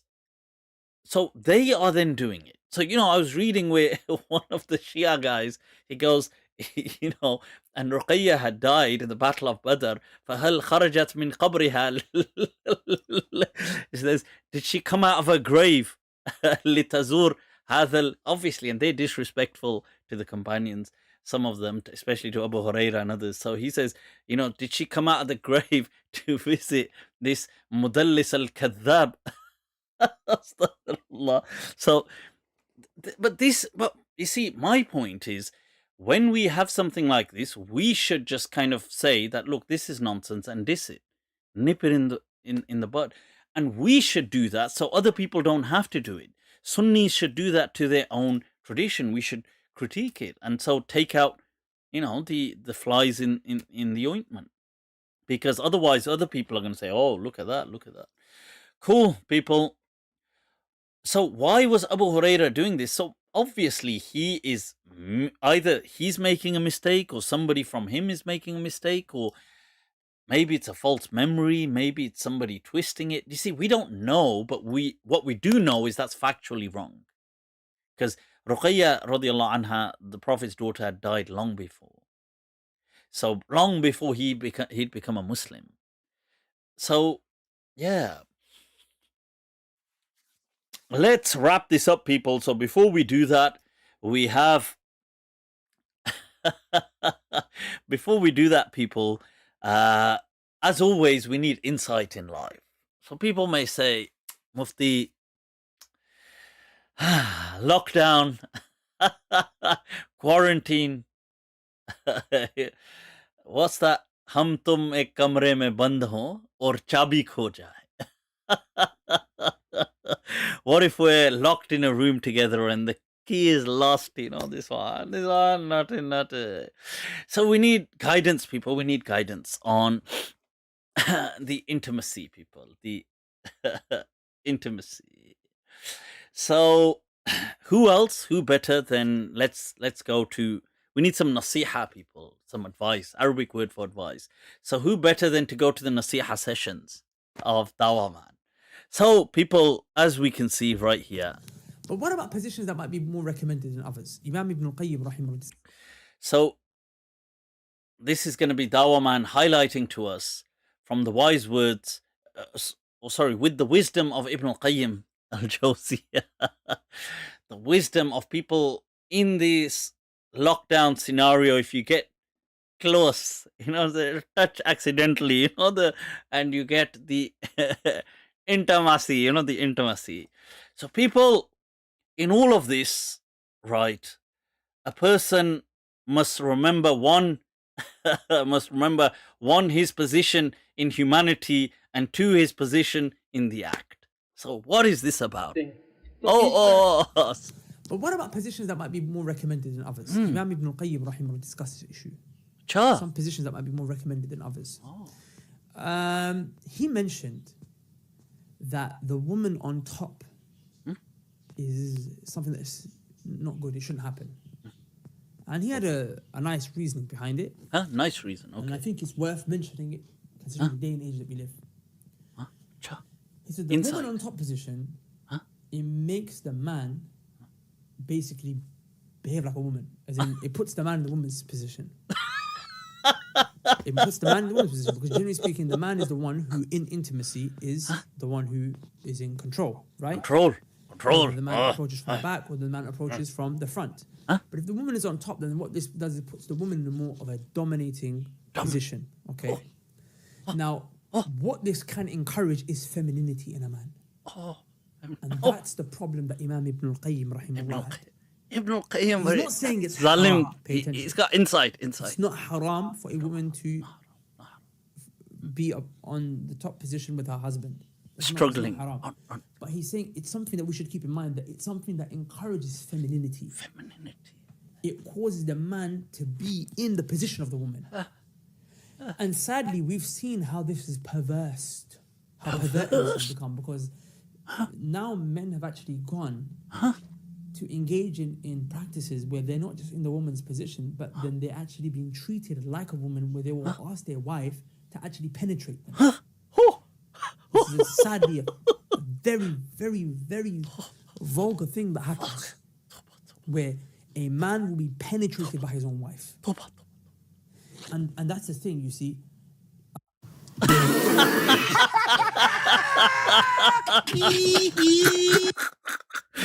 So, all of you haramis out there, listen, right?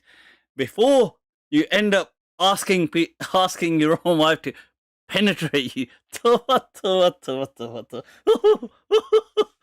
beware, people, beware. Because remember, if you find yourself becoming a bit too feminine, I use, then maybe, haramio, maybe the reason is, Habe Salo, you're not paying attention to Ibn al-Qayyim. Now let me introduce you to some people who are paying attention to Ibn al-Qayyim, because these people are on it. See, like they know, they've read Ibn al-Qayyim's book. Nah, puttar, I'm not going down. No, not on top. No. Oh yeah, he's on top. Yeah, this guy hasn't read Ibn al-Qayyim's book. Makes the man basically behave like a woman. We've seen how this is perverse. Always on top.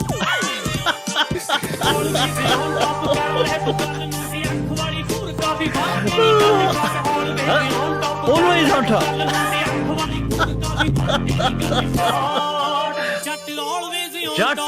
Jat always on top. Ah, you haramio. Jat is always on top. Jat, Mullah Jat. People, guys need to read more Ibn al-Qayyim. This is why the Ummah is going down. This is why earlier on there was this was going on. We don't know which kind of parents. We don't know gender neutral. This is why it was going on. Abis halo. It was going on because people are not listening to Ibn al-Qayyim. You need to listen to these insights. Get all that wisdom. Remember, but the feminine, the softness, the femininity.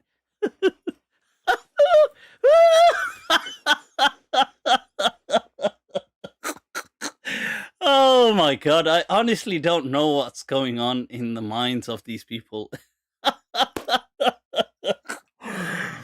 The natural conclusion is if you allow that, what's going to happen is you naturally want to be penetrated yourself, and you're going to make your wife do it to you.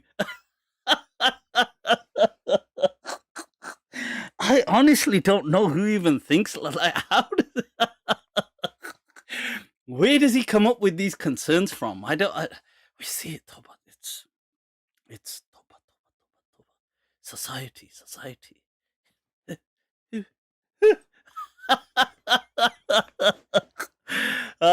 People, you know what? We gotta wrap this up, man. We gotta wrap this up. But you know one thing though, people, remember to stay on top of things. Es important. Es muy importante. ¿Eh? Muy importante. So people, I hope things have been awesome. Somebody said, "Oh, you ridiculing Ibn al-Qayyim?" Toba. Can I ridicule a person who's on top of his game? Huh? It brings a whole new meaning to that. I'm on top of my game. You people, you know what? Let's wrap it up, man. Let's wrap it up. People, take very good care of yourselves wherever you are.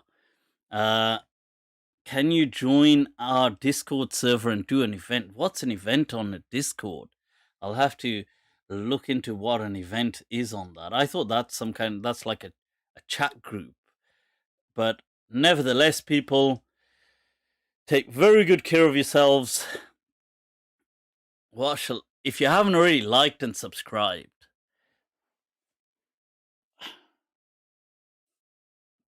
do I have to now jot on Abe Haramyo? Sharam karo, sharam. I know there's no haya fid deen, so you've become behaya. Right, so people, like, subscribe, click the notification bell, people. Notification bell. Click it, man. Click it.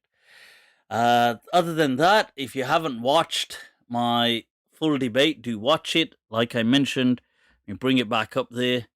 It's epic. There it is. All of you who've already subscribed, we're already on 22K, people. 22K. Doing it, people. Doing it, man. It's all mwah to you guys, right? Much love. And my patrons on Patreon, you guys are doing it. Miss Patreoncitos. So there you go. That poor fellow is always thinking, why does Mufti? Who is this Miss Patri? That Mufti's always going on about. So Patreons, you guys are doing it. Much love as always. Rest of you guys, take very good care of yourself. I will be doing a mind trap later on this week. Now, do watch out for that. See, I've been told once again, hopefully it's going to be Sheikh Atabek, but then, I don't know. Sheikh Atabek said to me, no, Thursday, Mufti, Thursday. I said to him, Sheikh, the problem is, you know, you you say it, and then you don't check your WhatsApp. So let's see, let's hope he doesn't kind of ghost me. Other than that, guys, take very good care of yourselves. Salamullahi alaikum wa rahmatuhu ta'ala wa barakatuh. And before we leave, let's get a the great, the genius, Danny boy. Danny boy, people, let's get a Danny boy.